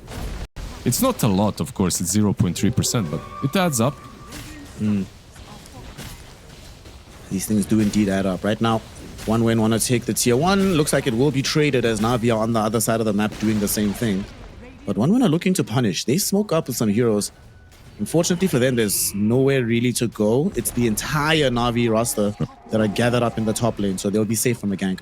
It's like this full lineup of Na'Vi. Just you can see that they really cooked on this bounty hunter because it all makes so much sense. You're forcing fights with a Helm of Overlord, Beastmaster. He's not going for Aghanims or anything like that. You're forcing objectives. If someone tries to defend, you have Swap from the Venge. You have Vision from the Venge. You have this bounty hunter as well, scouting around. On top of that, of course, you have Track Gold. It's like everything is set for success here. Like there's so much synergy between these heroes. Looks like the time they spent in the kitchen in game 2 wasn't long enough, but in game 3, the recipe is coming together quite nicely. Aegis now in tow for the Wind Ranger. We'll see what they decide to do next. Looks like they're going to just sacrifice the tier 2 tower down bottom. This is a trade we used to see all the time when Roshan was only on the dire side. Tier 2 bottom on Radiant in exchange for Roshan on top, man. Taylor's all this time.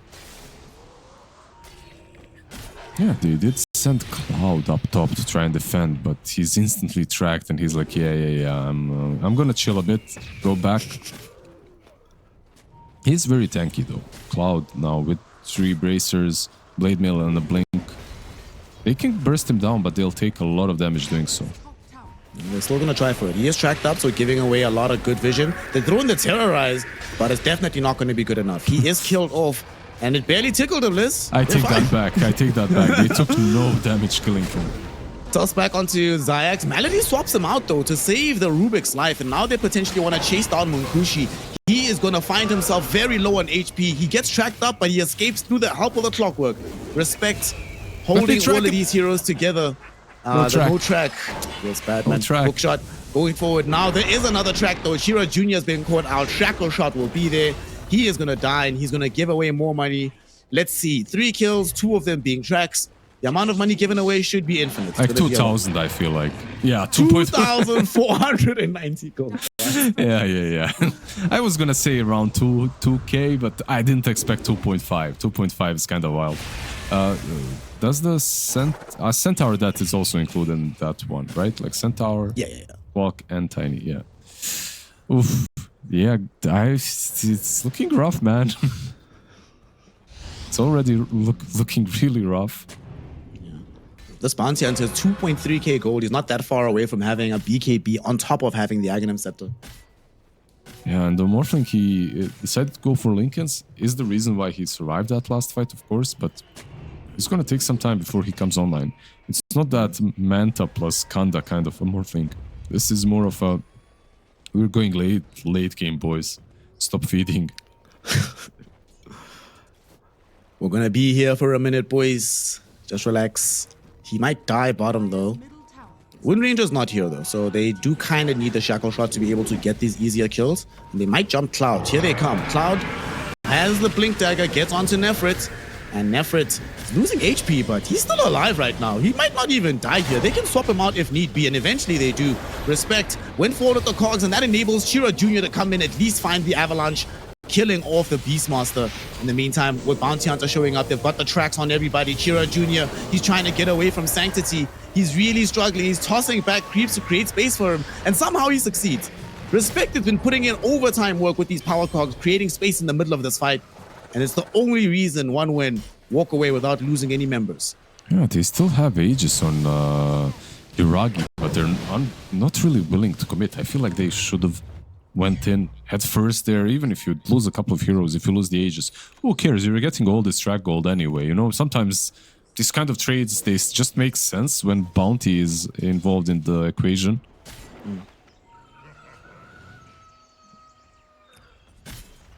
Well, with that situation, 1 win. To dip back into the jungle. Trying to get Morphling into a formed state. He just needs the recipe for his Manta. Cloud building into a Crimson Guard next.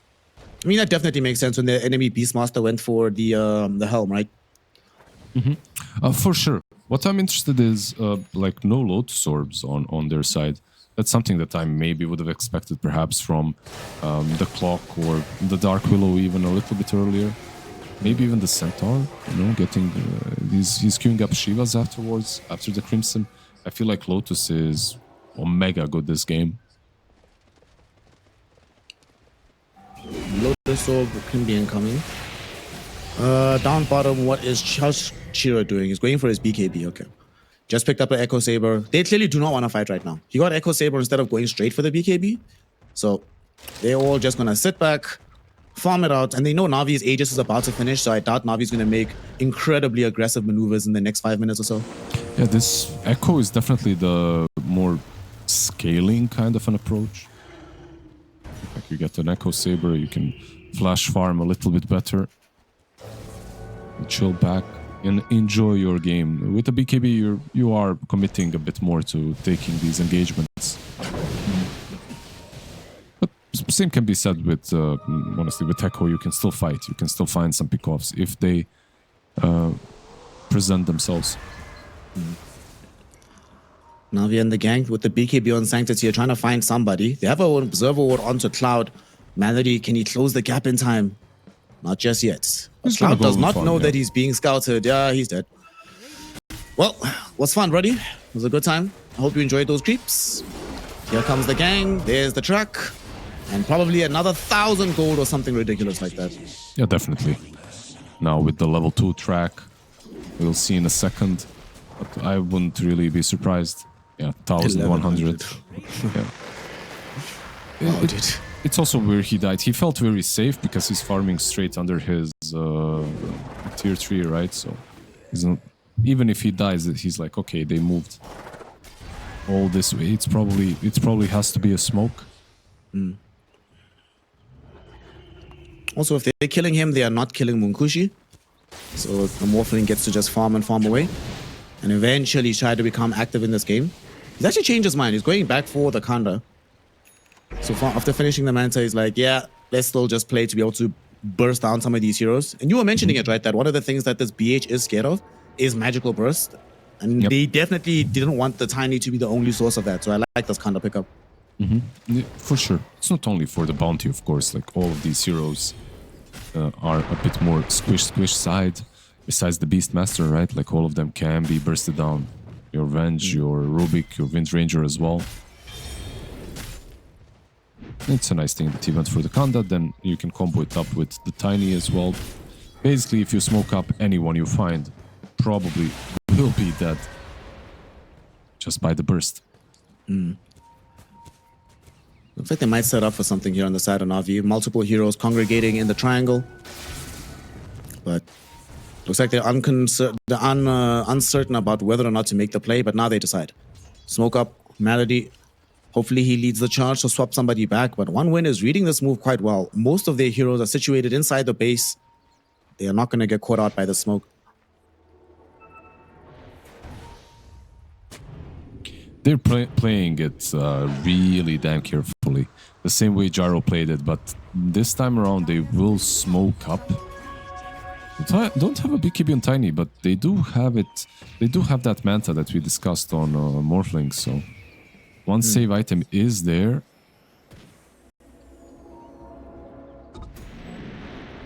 Look at this standoff around the rune. Standoff, let's go. Let's go. What's gonna happen next year? Uragi, he's in a very dangerous position. He gets revealed, he gets blown the hell up. They jump in afterwards though, get a good terrorize onto 3. That's going to enable them to keep this fight going in their favor. 1win, now trying to get this kill onto Rubik, but here comes Big Bag Nefrit with the help of Malady. They have a little bit too much damage. They're just fighting through them right now because Sanctity with his BKB is able to pierce the back lines. He's taken out the Tiny. Now with this Bounty Hunter in the middle of the fray, he wants to get further involved. Inside the Power Cogs, though, they do manage to melt away the life of this Wind Ranger. Of the Beastmaster, excuse me, not the Wind Ranger. She died first. Doxia, Aquilo dies Dude, after this the Bounty's doing so much work. Killing this fight. He's been throwing Shuriken after Shuriken, throws another one all the way onto Munkushi. Does not kill him off though. But everybody else has to flee. It ends up being a 3-3 fight with a buyback on the Rubik. And they still... okay, they didn't get more gold, but almost. Almost. Yeah, but Bounty 2.2K. alone got 1,300 gold there.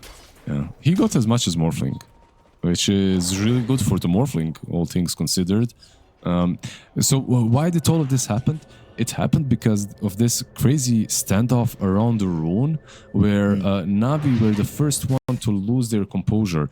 They thought that Roshan is happening. They pinged it just before the fight starts. Like you can see them drawing around the pit, and that's why Ragi goes here, because he's thinking, okay, there's a pretty high chance they're actually just sneaking Rosh, so I can go here, and he just gets blown the hell up instantly. It's way too much damage. It's what you were talking about just now, right? That these heroes, a lot of them are quite squishy and can get bursted. But man, this Bounty Hunter with this BKB active, just going from hero to hero to hero. Like this right-click Bounty Hunter carry, man, seems to be a thing. Okay, so I wasn't gonna say it because it sounds kind of dumb usually, but what I do on this hero when I'm playing in mid, I am going for right-click more often than not.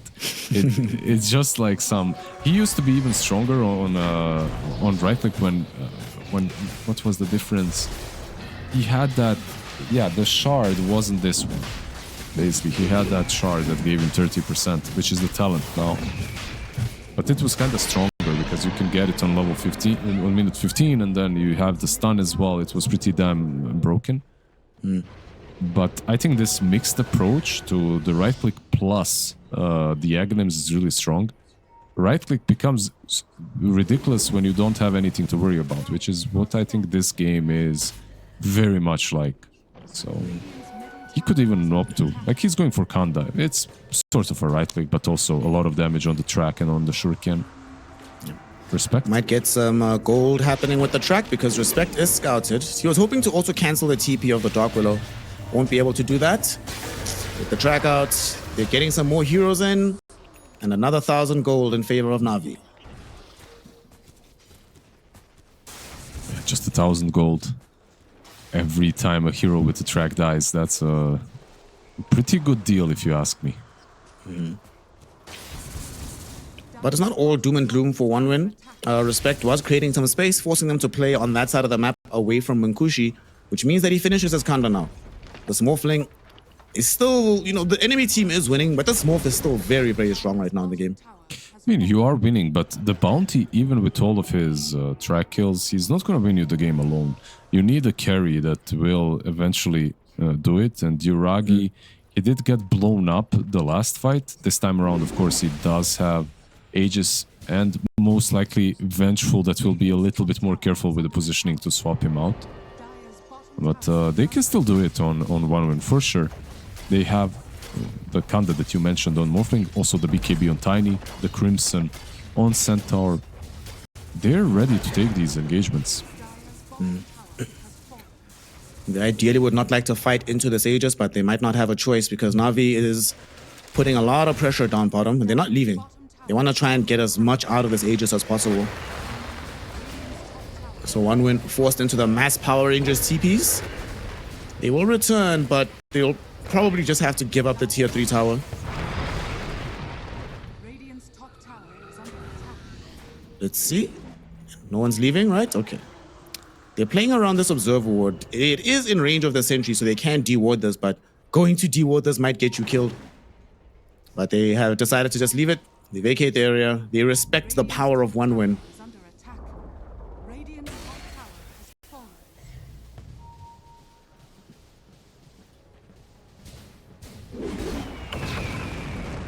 Look at Chira Jr. This Tiny is just making sure that these waves are cut. They don't have an easy way to just keep maintaining this control on the side of the map. But Navi, they're sticking in the triangle. Looks like they are hoping that they get chased so they can re-engage.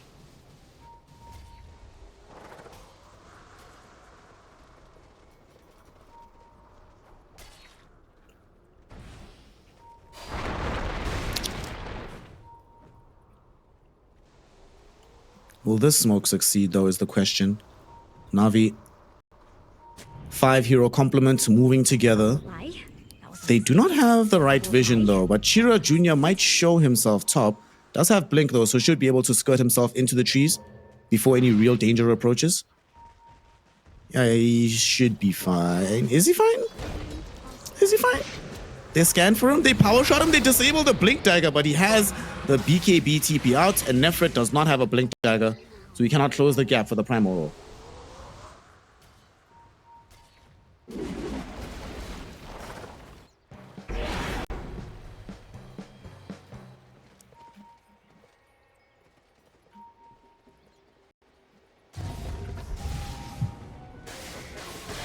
So, the next few minutes, while they still have an Aegis, or the next minute so, they'd just be happy to get closer to the tier 2 tower middle. Ideally, you take it just as the Aegis finishes, then you've got a lot of map real estate to play with.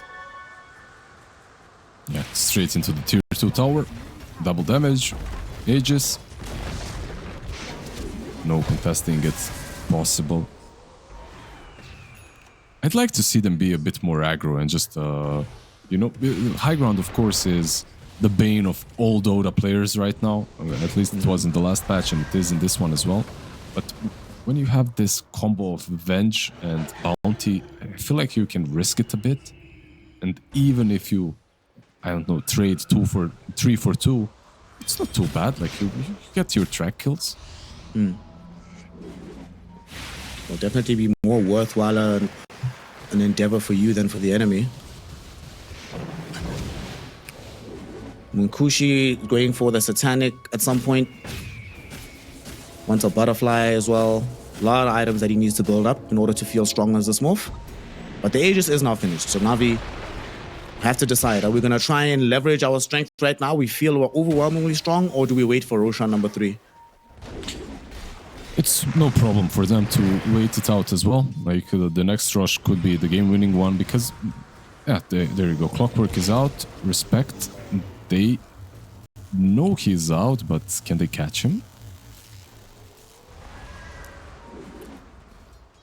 Sanctity is going to go and hunt. It's behind enemy lines right now. They pop the dust, assuming that the Bounty Hunter was there. He is not wrong. Bounty Hunter is there. Just a little bit to your west, my friend. Yeah, the bounty just isn't fast enough. That's it. That's the problem. The dust was good. He just wasn't fast enough. But if you're Na'Vi right now, you don't. I was saying that they could push their advantage. At the same time, they don't necessarily have to. Aghanim's on Venge, you know, very soon. Like, you have a lot of items that are coming your way. You are farming the full map, so it's not that bad. Yuragi as well, building towards his Manta. Very defensive build on Wind Ranger. Yeah. I'm kind of surprised because this is the exact same build we saw Darklord do. But I suppose he's really worried about getting blown up 100 to 0. I wonder if he still goes for his build if he didn't die like he did earlier on. But right now we have a fight because Nefrit, he was caught out, but he gets swapped out to safety. Inside the power cogs though is Malady, who should end up dead here. First casualty of this fight. Beautiful shackle shot coming in from Yuragi, connecting the Morphling and the Clockwork, but no follow-up happening just yet. Sanctity, his BKB is finished. He's on the low ground. He's taking a lot of damage, but he eats the cheese. That'll get him right back into a healthy position. But can the rest of his team escape? Nice little lift back by Zayax, connecting onto like 4 heroes there. And with the Stolen Avalanche as well, he makes sure that they can't chase him that easily. He's inside the Glimmer Cape right now. He does not have a blink soon. No blink, forced off on cooldown, and now he has no life. So good fight by 1 win. They managed to bounce Na'Vi away, but crucially, Munkushi gets to sit and deliver damage in a way that Sanctity was unable to in this particular fight. Yeah, and that's a much better gold exchange. Sanctity, by the way, he didn't want to use his BKB at all that fight. Like, he was waiting for the bitter end to use the cheese BKB, but by the time he uses it, then the fight is already over. Like, the BKB, I know it confused you as well because you said his BKB is over. It wasn't over. He didn't even use it. That's when he started. Like, he popped the BKB at the end of the fight, which basically meant that he was controlled the whole fight, so he couldn't really do anything. A bit unfortunate for Na'Vi, the way the fight started. Of course, 1 win, they're the ones that initiated. And one win is becoming scary. Like, you might be 8k ahead, but your draft is, like, for Na'Vi, very early to mid-game oriented.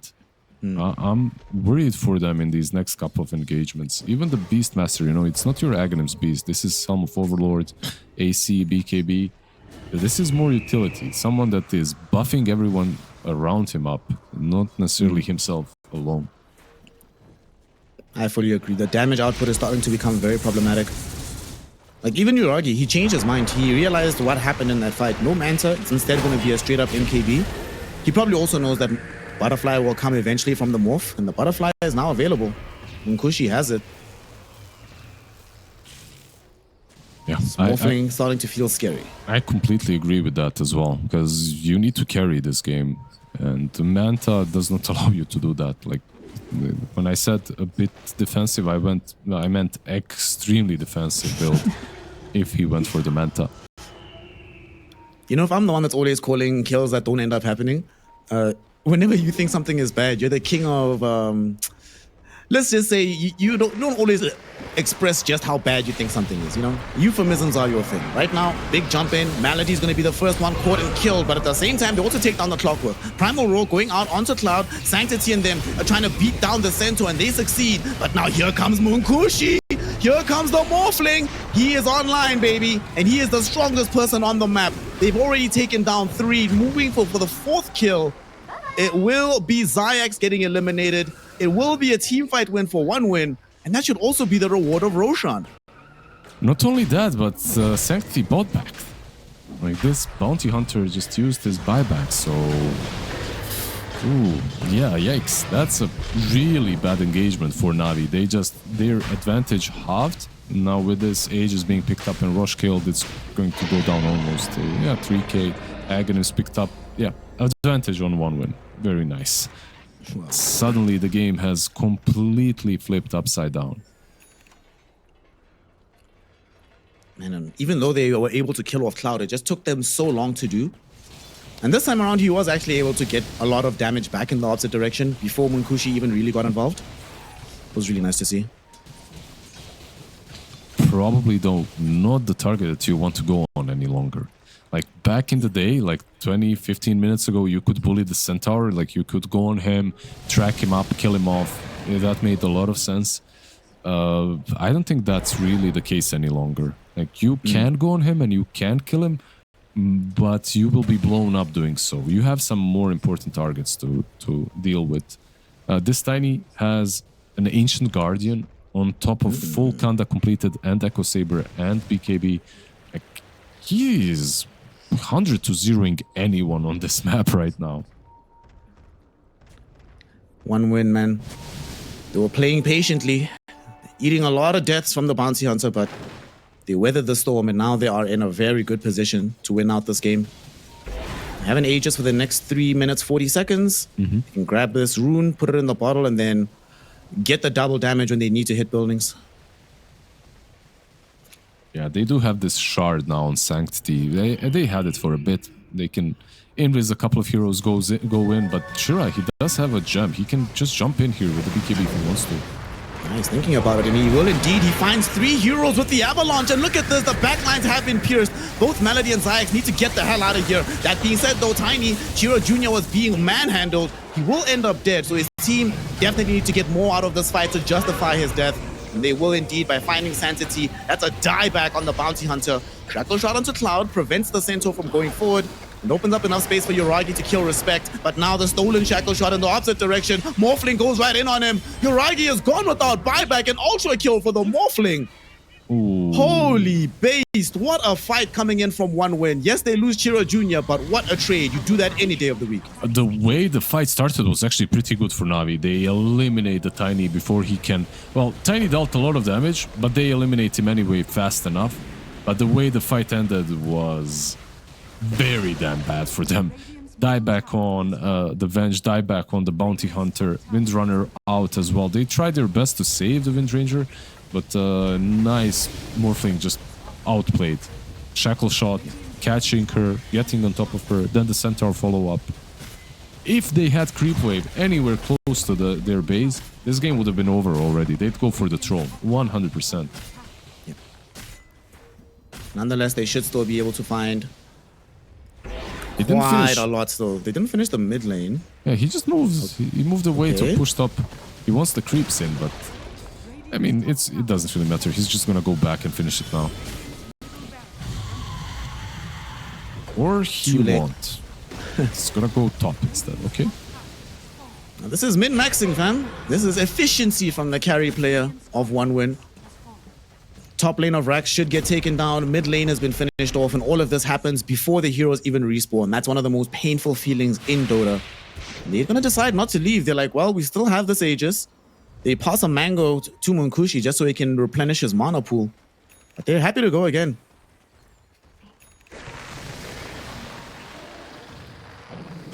How will they defend this? It's going to be almost impossible if you can somehow take down the Aegis without using your roar. Whoa, they actually almost kill Munkushi, but he does waveform away. Chira Jr. opened up some space for him with the Avalanche. It's quite a substantial amount of damage dealt. It might dissuade 1win from continuing. No, I say that. They're like, guys, what are we really scared of? We can just keep poking them. Eventually, we'll get through. For sure, they still have Aegis. This Morphling can... yeah, just stampede him. Stampede popped. Oh, look at the angle from Respect. They go on to Sanctity. They try to kill him off, but they don't manage to do so just yet. He is still alive for now. The rest of 1win not getting their targets just yet. Munkushi got swapped back in by Malady, and that's going to be them able to take away the first life of the Aegis. Yoragi did have to commit the focus fire for that one, but certainly worth it. Now they have the BKBs going for round 2. Here's the stun from Cloud. He was looking towards bringing down Yoragi. Yoragi gets saved a little bit, and now they turn their attention back onto Respect. Respect is gone, but Malady joins him in the grave as well. Cloud, maybe here on the far south, he is waiting for an opportunity to blink forward again, but they keep power shotting him, throwing axes at him, doing their best to disable this item. Sadly, there was a missed power shot again, so now he can jump onto the Beastmaster trying to get this kill. But with focus fire, look at Yoragi go! You got him. Yoragi and Sanctity kill off the Morphling.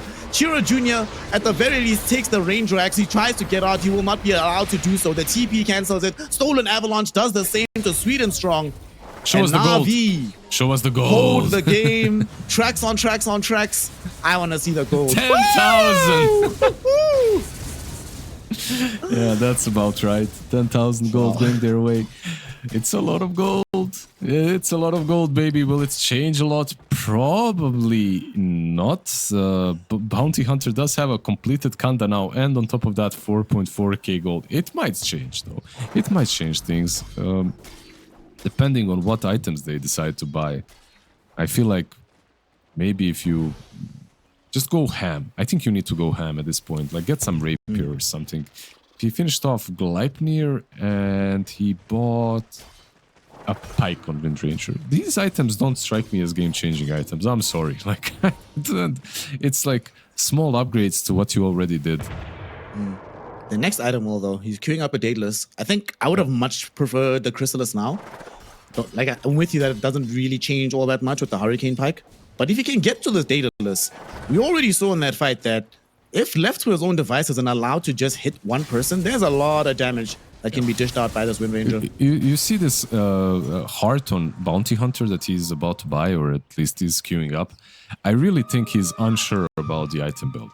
No one is spamming Bounty mid, let's be honest. No one spams the zero mid. Besides... Except you. Like a couple of players, not gonna name them. And I think the problem is, like, once you get to this point where you have Aghanim's BKB phases, like, you invested so much gold. If your carry is not carrying you, you become... I don't know, you just don't... You're not an issue anymore in the game. You're just not doing enough. Like, the best thing about you in this game is the track and the damage amplification, because it's very high. Like, that's the best thing about you. Everything else is kind of mediocre, unless you itemize in some crazy different way. Yeah. Speaking of itemization, look at 1win. Munkushi, his only death in the game, and he's like, I've seen enough, time for BKB. Need to be able to protect myself. Get rid of those boots by the BKB. Let's see, this next fight is going to be crucial. There's a lot of big items that have been just completed on Navi. Yeah. Everybody, with the exception of the Venge and Clockwork, well, now it's just the Venge. Everybody else has buyback. This fight, if it happens in the exact same place here middle, it would be hilarious. We've seen this standoff before. Sanctity breaks the smoke on Shira Jr. Hasn't thrown out the track just yet. Leipnir, just to slow him down. They swap in. They look to bring off respect and they kill him nice and fast. Now with the BKB focus fire, they're trying to deal with Munkushi. He's tracked up. There's the damage multiplication, but it's not going to be enough. Shackle shot stolen back between Sanctity and Yoragi. Getting killed by your own spells. Game is hard. Double kill for Munkushi. And they're going to get more Malady, joining them in the grave. And remember, Malady's the one without buyback.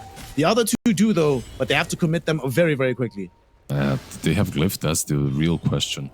The glyph is not there. It's no, they do not. Yeah. Yeah, it's on cooldown for 1 extra minute. Oh, you have to buy back instantly. If you had a glyph, you could maybe play around it, but there's no way.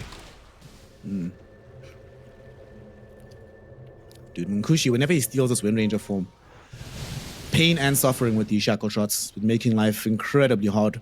Now they don't have the 2 buybacks. His shackles look better than Uragi's shackles. They don't have buybacks, they have to stay in base, out push a little bit. Meanwhile, what's Morphling doing? He's soloing Rush. And he can. Like, this isn't really a hero that struggles doing this on his own. He's got the crit, he's got the lifesteal. This is basically sealing the deal on the game. Aghanim Scepter's gonna get dropped down as well. Aegis, Ags, Cheese for Cloud.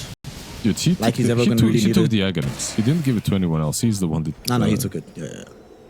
I don't know. I'm not seeing this. This is the old Morphling illusion, right? Like, that's the one.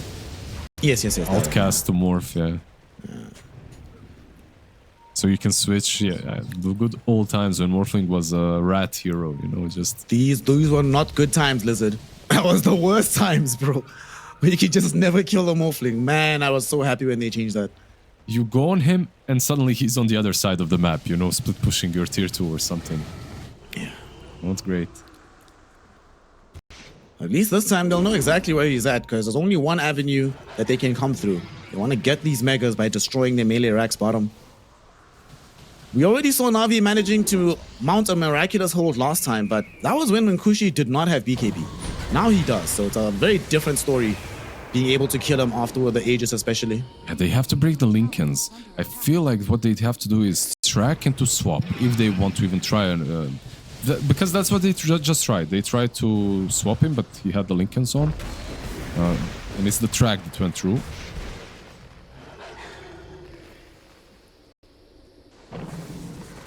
Game is hanging on a knife's edge. Na'Vi know that this is a do or die scenario for them.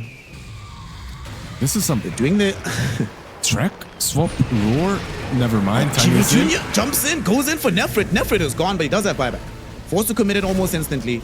But they're putting in the damage onto the rack. There's going to be a shackle coming in from Yoragi. Helping to burst through this Morphling, and they have focus fire again just now. He's forced to get himself out of trouble. Waveform away.